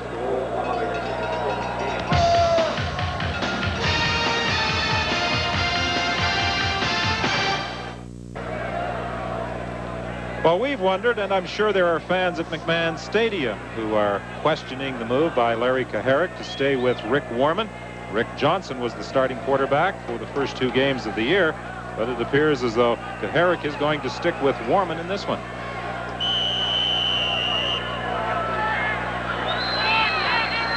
Osbaldiston with the kickoff. Holloway works out to the 32-yard line. And downfield to make the tackle is Tim Lorenz. Well, take another look at this touchdown. There's the toss. Pull right guard Ralph Scholes, number 67, around the corner. Jet Tomey gets into his block. McCreary misses the tackle. Johnny Jones is in, 30-12. Same 2 teams next week. There's Johnny Jones. He's happy tonight. He's getting some work. He scored a touchdown. So has Steve Stapler. Yes, you're winning this game, Earl, and you'll be at home next Friday night to these same Calgary Stampeders. Gary Allen, the ball carrier, and he has a first down up to the 45, stopped by Donahue Grant. And Joe Zuger asked us to remind all fans in Hamilton the pregame concert will feature the Backman Turner Overdrive. Be nice to see a good crowd out there. The Ticats can make a run. They're going to move up in the standings. They got this team at home again next week. Try to win a couple there. Calgary's got to come back. Right now, 30-12. They got a lot of work to do yet tonight. Warman to the sidelines to Larry Willis, and that'll be close to another first down at the midfield stripe. Lance Shields took him out of bounds. Well, they always say if you're covering a man-to-man on a wide receiver, the receiver should win the battle. He drives him off to the inside, breaks to the sideline. A little bit of a cushion. You don't see Shields in the picture yet. He tries to break on the ball. Willis catches it and gets out of bounds. But the receiver should win that if the ball's thrown on time and on target. Holloway, who has scored the lone Calgary touchdown, wide to the left. Warman goes the other way to Willis. It's incomplete. Again, Lance Shields was defending. Wilson's a little bit upset with himself, and he should be. That was a well-thrown football. He went down and he broke to the post on Lance Shields, and bang, Warman delivered it right down where it should have been, and he dropped it. Watch it. Breaks to the inside. Got a lot of room. Down, catchable. Right through his hands, into his body, and bounced out. 30-12. Hamilton leading Calgary. This time, 2 receivers wide to the left. Again, over the middle, deep for Marshall Toner. Incomplete. He had to let that one go just a little bit sooner than he wanted to. Mike Walker and Grover Covington were both in on top of Warman, so he had to let it go. 13-16, the time remaining in the ball game. And the Calgary Stampeders are gambling 3rd and 10 at midfield. Well, you know, you look on the statistic sheet, and the Stampeders have given the ball up 5 times on downs. But when you're 0-2 and facing 0-3, you've got to gamble on 3rd down. Warman rolling to his left. He is going to be caught by Ron Skillman. Well, that's the worst result of the 3rd down gamble, losing almost 20 yards. Quietly efficient Rod Skillman drops Rick Warman for a big loss. You know, you gamble 3rd and 10, and we talked in the opening that the strength of the Hamilton Tiger Cats is that front 4. Now, we've seen a little bit of pressure tonight by all of them. Skillman, Covington, Walker, Sauve. They've taken their turns. Al Bruno has reason to smile at that Hamilton bench as Kerrigan directs the play from the 42, 1st and 10. Not much running room inside.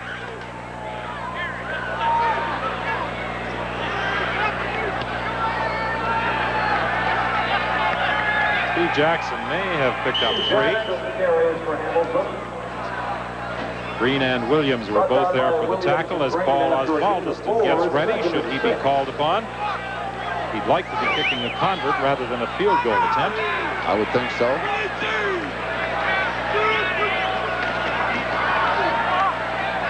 Rocky DiPietro will try and get the first down. He's successful. I was watching Steve Jackson, who he's alternating now with Jed Tommy, getting a chance to play fullback. He got his couple steps motion. He comes up to the outside. You see him in motion. He steps up and puts a good block on Quincy Williams. Kerrigan fires out to DiPietro, spins to the inside. Nothing to it. They got things going their way, and they got the Calgary defense in trouble again. The ball is at the 28-yard line. DiPietro with the touchdown off his 3 receptions tonight. Steve Jackson again inside the 25-yard line. Williams once again making the stop. Jackson scored a touchdown against the Winnipeg Blue Bombers last week. That was his first touchdown as a professional. Yeah, Steve came out of Guelph University along with Jed Tomey. They were teammates there. And he was saying that, you know, he says, I play a little slot back. I work the special teams. I work a little fullback. And he said, you just go along and do your job and hope for the best. He said, I thought my touchdown would be a little harder to get. He said, I was wide open. 11:20 is the time remaining. It's 2nd and 8. Pass is complete to DiPietro, but he won't get the first down. Stopped by David McCrary. They tried to throw that slip screen again to Johnny Jones on that swing out of the backfield, but Lamont Jeffers, 95, ran with him. And Rocky DiPietro, now his job is to hook inside, and if they can't throw the swing, then he has to find an open spot, which he does. Kerrigan gets him the football, and they come up 3rd and 2. So Osbaldiston is going to get a chance at that field goal. Field goal try will come from the 27-yard line.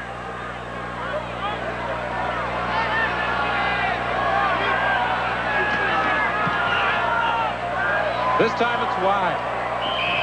And it goes through the end zone for a single point. 31-12. Ticats are in front here at McMahon Stadium. Purity has its... Well, people who diet might be surprised by this. In fact, that's about 50% of our CFL on CBC crew, but or I should say Calgary defensive back Derek Taylor is paying a price for being a little bit too lean. Most football players carry about 12% body fat. He carries about 6. As a result, when he sweats, he has no place to draw fluid from, and so he's undergoing some serious calf cramps right now. He has to be iced all night. At 6% body fat, that sounds very similar to what you and I carry. In one arm.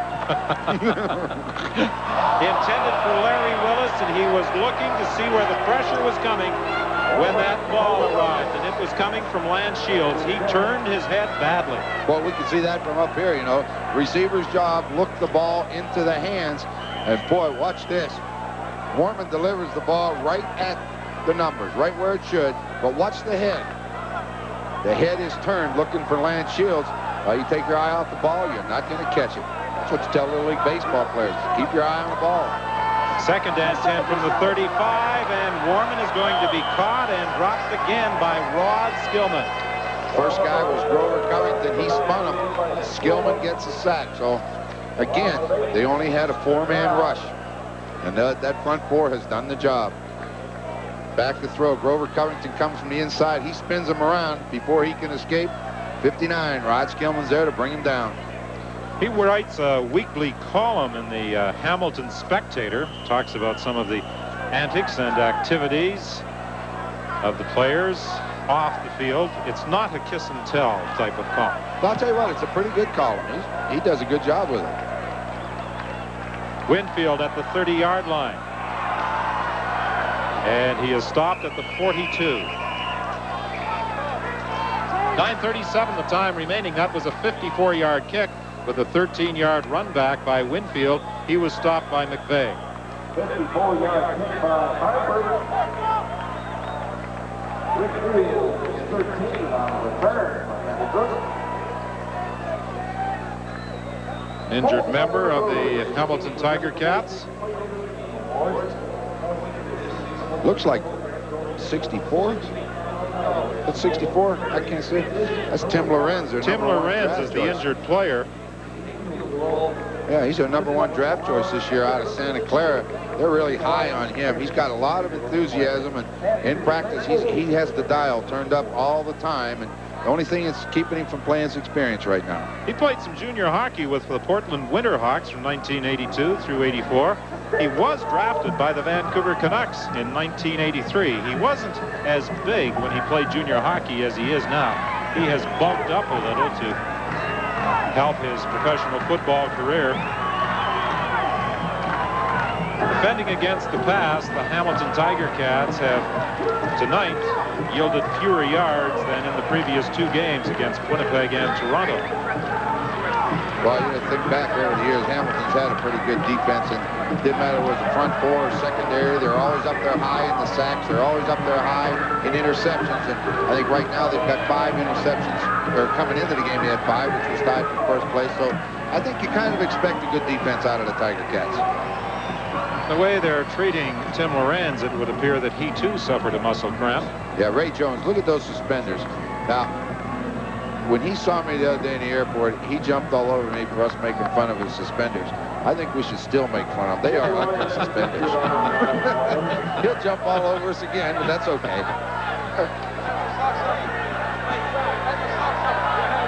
.9:30 remaining in the game. 1st and 10, Hamilton. The ball at the 42-yard line. Chapdelaine falls on the sidelines in front of Tim McCrary. Well, all he does, he takes Earl Winfield from the wide receiver spot. He goes down the field about 7 yards, and he breaks inside, and then Chapdelaine goes right out in the flat. Quarterback just looks that way, decides where he's going. This time he went out in the flat to Chapdelaine. 2nd and 5. Winfield goes wide to the right. Wally Zatilny is lined up wide left. Intended for Winfield, incomplete. It was over his head. Mike's not too happy. He had him open, and again, the ball was let go and it sailed on him and went real high. But Kerrigan has to be happy the way he has performed, not only tonight, but in the first 3 games of the season, coming back from that injury that pretty much reduced his effectiveness all of last season and kept him out of the lineup much of the year. Yeah, you know, it takes a while to get back in the groove and everything for all the quarterbacks in the league, and he has to be pleased with, you know, come out of here with a 31-12 lead. He's pleased for tonight. This will be 2 wins. He had a bad game against Winnipeg, but you're going to have those. The kick by Osbaldiston, just 32 yards, a 3-yard run back. It gets a couple of yards. Hamilton receiver Steve Stapler's had quite a night, but it's over now. Early in the 3rd quarter of this game, he hurt his knee when he fell on it, and it's bothered him to the point that he can no longer fully extend it, so they're icing it, and he'll stay on the bench for the rest of the game. Don? Yes, they certainly don't want to take any chances with a receiver of Stapler's caliber, particularly when they're leading by 19 with 8:28 remaining in the game. Talked about Wally Zatilny being in there at that wideout position on the last play. Petrus was the intended receiver. That pass fell behind him. Well, you see who's back there covering? Darryl Corbin, the middle linebacker. So again, like we keep harping on this, but we said in the opening that that front 4, they don't need much help. So when you can drop your linebacker back like that, Darryl Corbin was 12 yards downfield, so he was getting back in a hurry. I think they really have to be happy with the job that Darryl Corbin has done.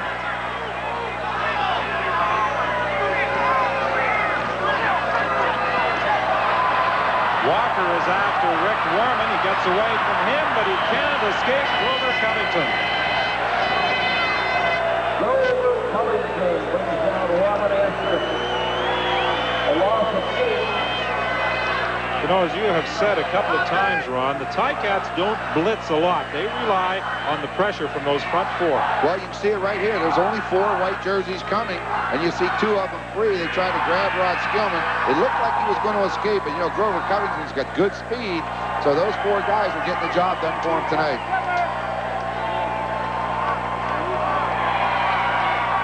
Glenn Harper stands at his own 10-yard line with 7:47 remaining. Scott Flagel really got dumped that time as he centered the ball. He was driven back a good 5 yards.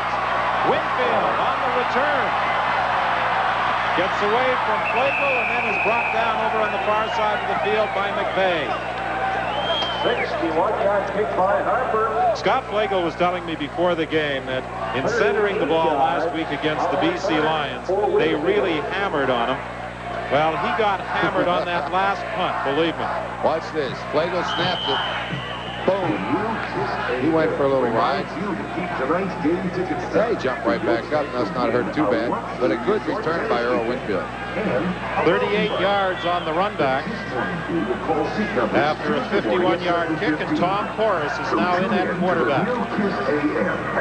And Johnny Jones is going to add to his rushing total with a gallop of almost 10. Good job. Got in behind Miles Gurrell. Big hole opened up. And, you know, most running backs will admit one thing. If the line opened the holes, they can run. And I think the offensive line have opened some pretty good holes for him tonight. Johnny Jones got good yardage there, almost 10. There's an injured member of the Calgary Stampeders. Greg Peterson is hurt. He has been playing that safety position. He points to his right ankle, and that means that Scott Flagel will come in.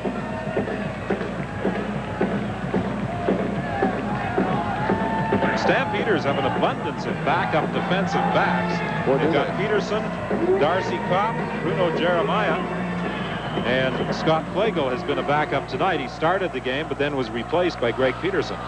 Well, they do. That's unusual to see. You know, we don't see teams with, three backup defensive backs. Most teams usually only list one backup defensive back on their depth chart.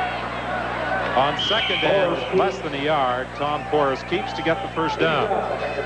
Some teams have been caught short of defensive backs when some of the backup people, as well as the starters, have been hurt, and sometimes wide receivers such as Steve Stapler have been pressed into duty. Stapler won't be seeing any more duty tonight. He's got that ice bag on the knee.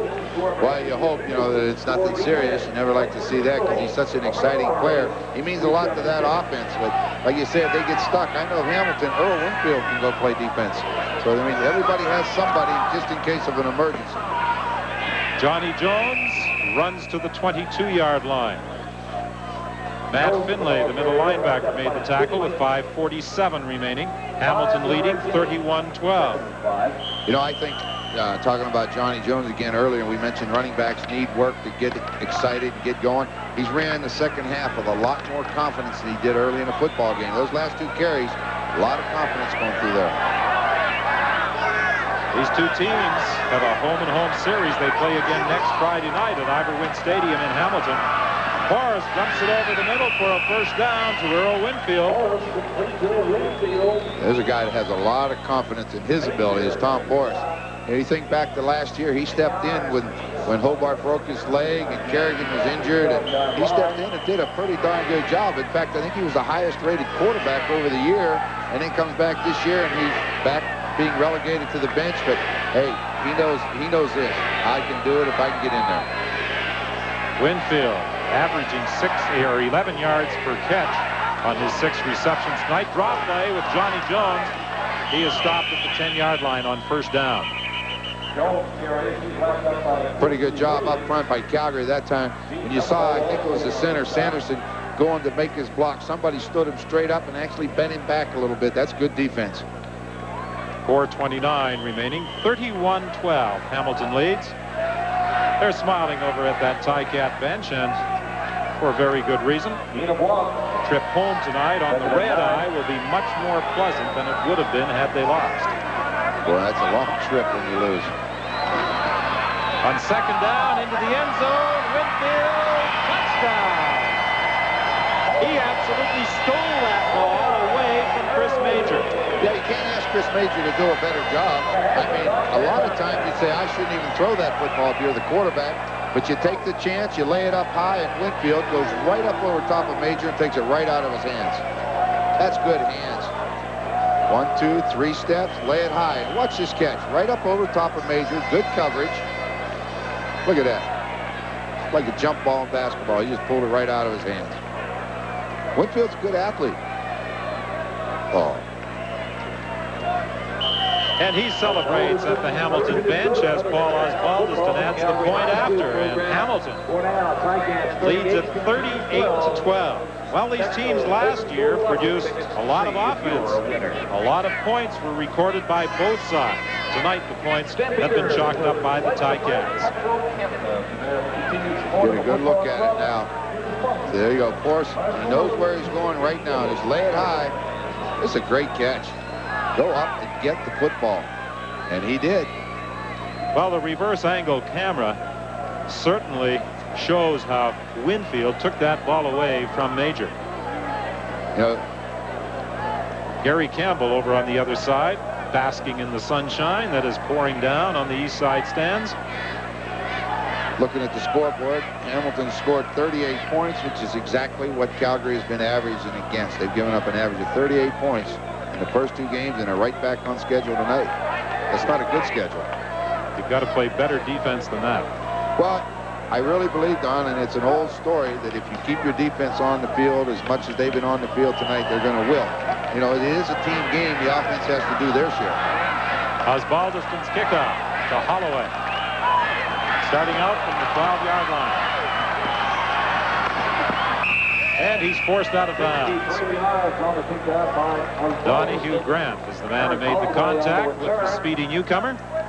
Well, will Rick Johnson get the starting assignment next Friday night at Iverwin Stadium? He's probably wondering that himself. If I was Rick Johnson, I really wouldn't know what to think.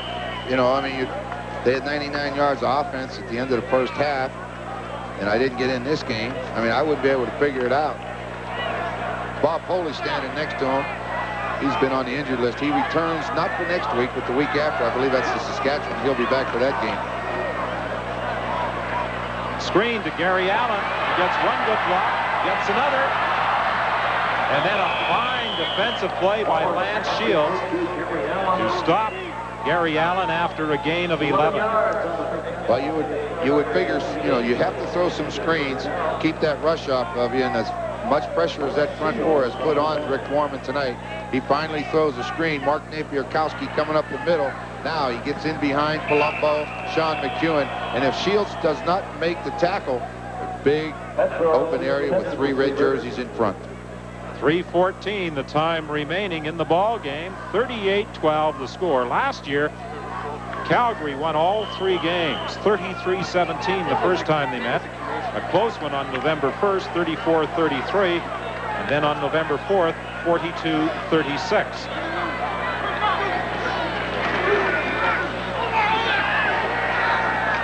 Incomplete, intended for Emmanuel Tolbert. It's been about the story of the night, hasn't it? He'll throw it in there, they drop it, or he throws it in the ground. So 2:57 is the time remaining. The Calgary Stampeders destined to absorb their 3rd straight loss. Ticat record will improve to 2-1, the same as the Toronto Argonauts atop the Eastern Division standings. Winnipeg is 1-2, and the Ottawa Roughriders 0-3. Next week, the Ottawa Roughriders take on the Toronto Argonauts on Tuesday night.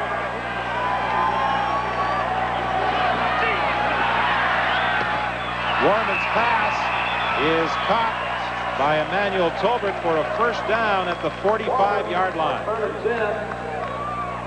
Well, they threw it into 3 white jerseys, but he was open, and then Tolbert come back and got it. But again, they chased him out of that pocket. Only the 2nd reception that Emmanuel Tolbert has made tonight. This will be his 3rd.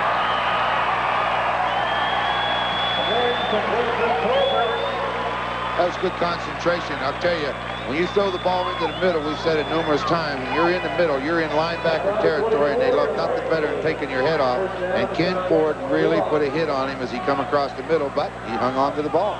Well, 2 catches, you said, that's his 3rd. You've got to have Emmanuel Tolbert more involved in the ball game. 2:37 the time remaining, and this one is knocked away by Jim Rockford. Rockford goes in as the DI in what appear to be passing situations. When he was at Oklahoma, he had quite an interesting ball game. He was in the pregame warm-up, and he got a tap on the shoulder as he went over to the sidelines. And who was standing there but James Garner.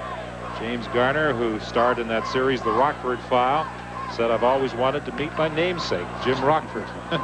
And they became quite good friends. Yeah, they did. James Garner followed Jim Rockford's career.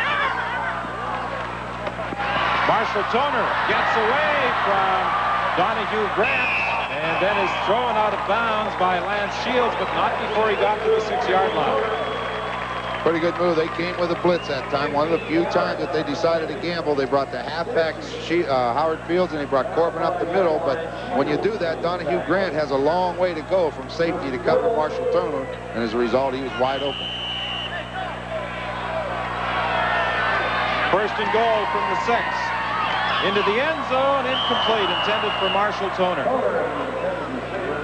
Toner was never drafted. He contacted a number of teams after having a standout career at the University of Saskatchewan, and the Calgary Stampeders responded. They brought him to training camp, and he now is a regular at that slotback spot. Yeah, he had 8 receptions coming into the football game, and it's hard to believe that's more than Emmanuel Talbot had. He was a pretty good hockey player at the University of Saskatchewan as well. In his final year, he was the school's Athlete of the Year. Knocked away by Shields, intended for Larry Willis, with 2:11 remaining in the game. That's a good job of coverage by Lance Shields. Willis took him down the field, broke about 3 steps to the inside, and then he came back to the sidelines, and Shields stayed right with him and jumps in front, and watch that right hand. Knocks it away. Good defense. You need the experience on the corners, and the Ticats certainly have it in Lance Shields and Les Brown. Tough position to play. Maybe the toughest on defense. Emmanuel Tolbert has the touchdown toss from Rick Warman. Well, they brought that safety blitz, and Tim Petro stepped outside and knocked Howard Fields down. And then all that happened is Tolbert gave Donahue Grant a little step to the outside, went inside, and he was wide open. Well, the horse races down the sidelines to celebrate each Stampeder touchdown. You said that in your career with the Saskatchewan Roughriders, you wore out a few horses over here at McMahon Stadium. We killed 3 of them. I mean, he hated to see those green hats come to town, but he was probably getting cold standing over there tonight. He needed a good run.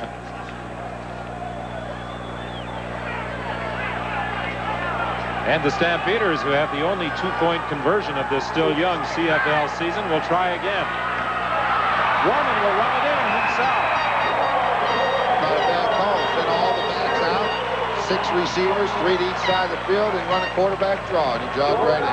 2:07 is the time remaining. 38-20. Hamilton leading Calgary. Well, they're getting close to some of the point production that they achieved a year ago.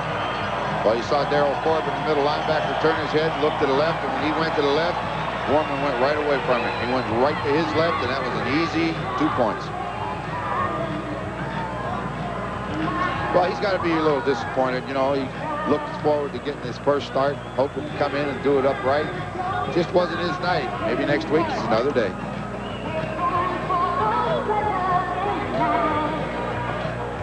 Well, there's one thing about 18 games. You can't dwell too long on one game. Whether you win it or lose it, there's another one coming within a week, and it's very difficult on the ball players this year. You know, there's not much rest between games. You know, I reflect back to, I believe it was the 73 season when Jack Gotham over in Ottawa got off to a horrendous start as head coach, 0-4. As Jocko said, he was being hung in effigy in both languages. And the team wound up winning the Grey Cup. Yeah, they sure did. They went on. I think they lost one more game the rest of the way, and they won the Grey Cup. Short kickoff attempt, but the Hamilton Tiger Cats are there to cover up. 2 of them, and they're both receivers, Jacques Chapdelaine and Rocky DiPietro, with Chapdelaine coming up with the ball.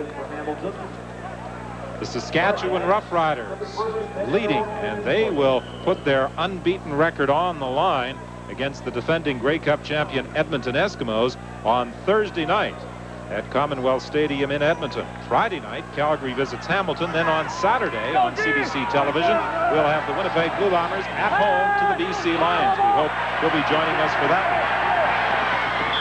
one. Run out of bounds by Tom Porras. He takes it out at the 48-yard line. Actually, Steve Armitage will be calling the play-by-play on Saturday night. I'll be in the nation's capital on Saturday as Ben Johnson and the other members of Canada's Olympic team go through the trials in preparation for Seoul. Our Olympic coverage, very extensive, and we're very pleased that Ron Lancaster will be traveling to Korea with us to provide his expertise in our basketball coverage. My height was always an advantage in that sport. Tom Porras throwing deep, and he's got Wally Zatulnik. And he'll love this one. You bet he'll love it. Boy, you got one-on-one coverage on Major. He went down and broke through the post, and there was no help. And Porter slayed it out there as Zatilny went and got it. Now, the book on Zatilny, rookie out of Bishops, comes from a school that threw the football around a lot, said he has good speed, and he will go get the ball. Well, he went and got it, got a 62-yard touchdown. He was at training camp, as Ron pointed out earlier, with the Calgary Stampeders. He wound up in Hamilton and has a 62-yard touchdown, his first as a pro. Good job. Offensive line gives him the time. Just throw it out there. And he shows good speed because Major runs pretty well, but Zatilny's going to be very pleased with that one. Paul Osbaldiston with the point after. And it's 45-20. Well, this one started rather slowly, and we weren't getting the offensive production that these teams came up with a year ago. All of a sudden, 65 points are on the scoreboard. Yeah, 45 of them for Hamilton, and that's a big play. Zatilny, I think that's his first catch in the CFL for a touchdown. I wonder if he took the ball with him. Oh, I think he went to the bench with that football. Well, I would hope so. Of course, he got an opportunity to go that wideout position because of the injury to Steve Stapler sitting there right behind Al Bruno.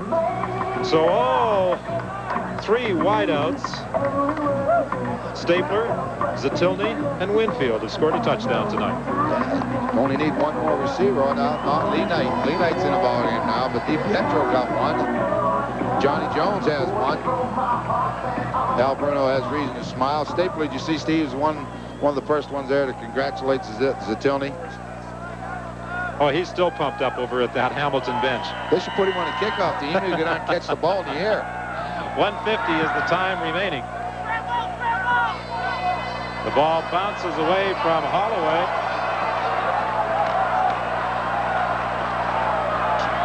And he's brought down at the 20-yard line.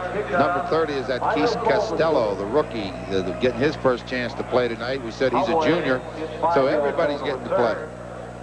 And it's much more enjoyable on the Hamilton side of the field than it is on the red and white side. Tom Porras, who fired that touchdown strike to Zatilny, 2 touchdowns. He's only attempted 3 passes. I like the yardage.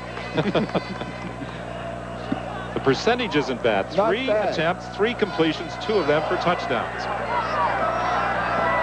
I'd say that's very good passing efficiency. Not bad. And then once again, it was only a matter of time till Mike Walker got a sack. It was his turn. Well, it's amazing how much pressure that front 4 of Hamilton does put on opposition quarterbacks. Oh, here he comes. Gets around Rob Smith, there to make the sack. So Covington has 1, Skillman has 1, he has 1. So again, Skillman has 2. He took the lead. And Mark Napier-Kowski and David Sauve have been alternating at that other spot. Allen gets up to the 25-yard line.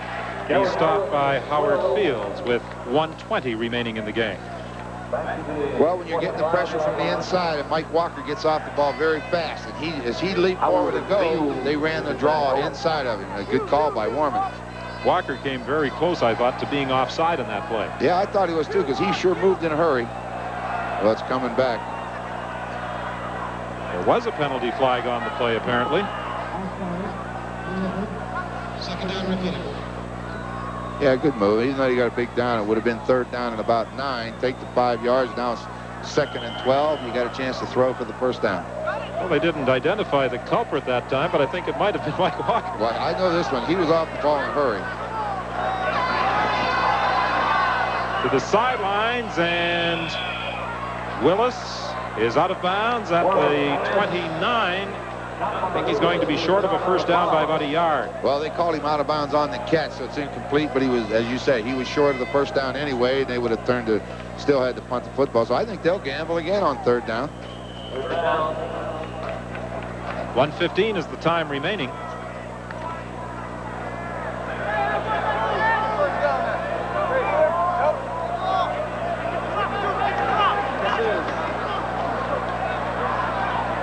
Screen to Gary Allen. He won't make it. The ball is actually stolen away by Jim Rockford, but the whistle had gone. Well, it doesn't matter. As you say, third down, he came up about 4 yards short, so Hamilton will take over with 1:04, and knowing Al Bruno, they'll just try to kill this clock. Larry Kuharich, in taking over last season, directed the team to a very strong second half. 8 wins, 2 losses. And his quarterback during that drive was Rick Warman. This year, he has started with road losses in Edmonton and Vancouver, and now a rather lopsided setback in the team's debut at home.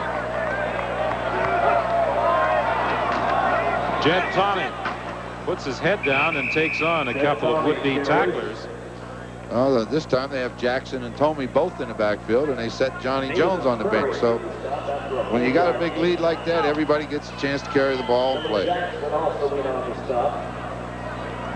Al Bruno has always been noted for using his bench extensively when he gets the opportunity, and this is one of those opportunities. Well, you know, you got to get experience to the young guys, and this is, you take every chance you get with a, what is it, 25-point lead. You get them in there, let them play. Here's Jed Tommy, right down to the 6-yard line. That was a good job. He hit in behind Ralph Scholes and then cut back behind center Dale Sanderson and had a big hole to run. So he's down around the 5. And the Ticats have almost tripled in this game their rushing yardage in the previous 2 games.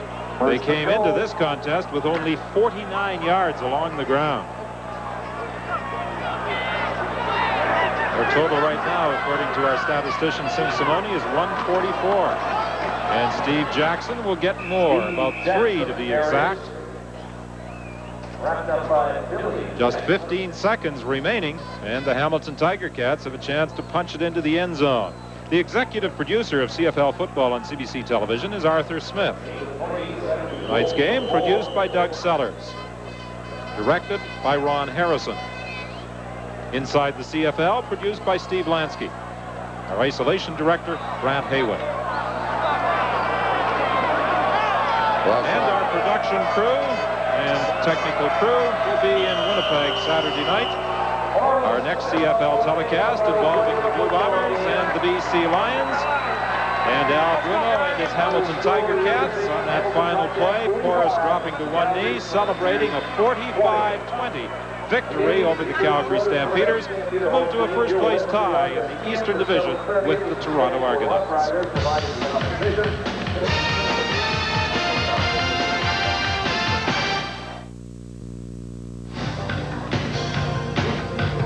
Well, Johnny Jones is our CBC MVP. 13 carries for 72 yards and a touchdown.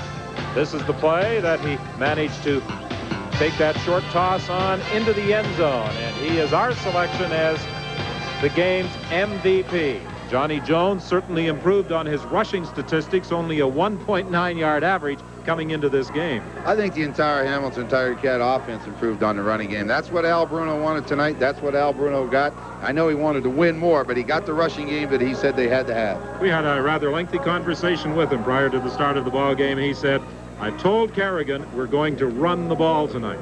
Well, you know, Mike loves to throw, and sometimes you may have to tell those kind of quarterbacks to run it. But I'll tell you, it makes the job easy for a quarterback when you can run. Much more balance in the Hamilton attack tonight, and the end result is what they were looking for, a 45-20 triumph over the Calgary Stampeders. Let's go to Scotto. All right, Don, so Rick Warman's streak of victories over the Hamilton Ticats comes to a sudden end. Last season, he won in 3 straight starts against Hamilton, but the Ticats win the first of this year, and they win it quite handily. Their record 2-1, while the Stampeders are still looking for the form that saw them finish 8-2 in their last 10 games of last season. They're a long way from it now, 0-3 to start this season. Our next telecast 1 week tonight from Winnipeg. We're there for a matchup of the Bombers and the BC Lions. Start time 8 Eastern. We bid you good night from Calgary, everybody.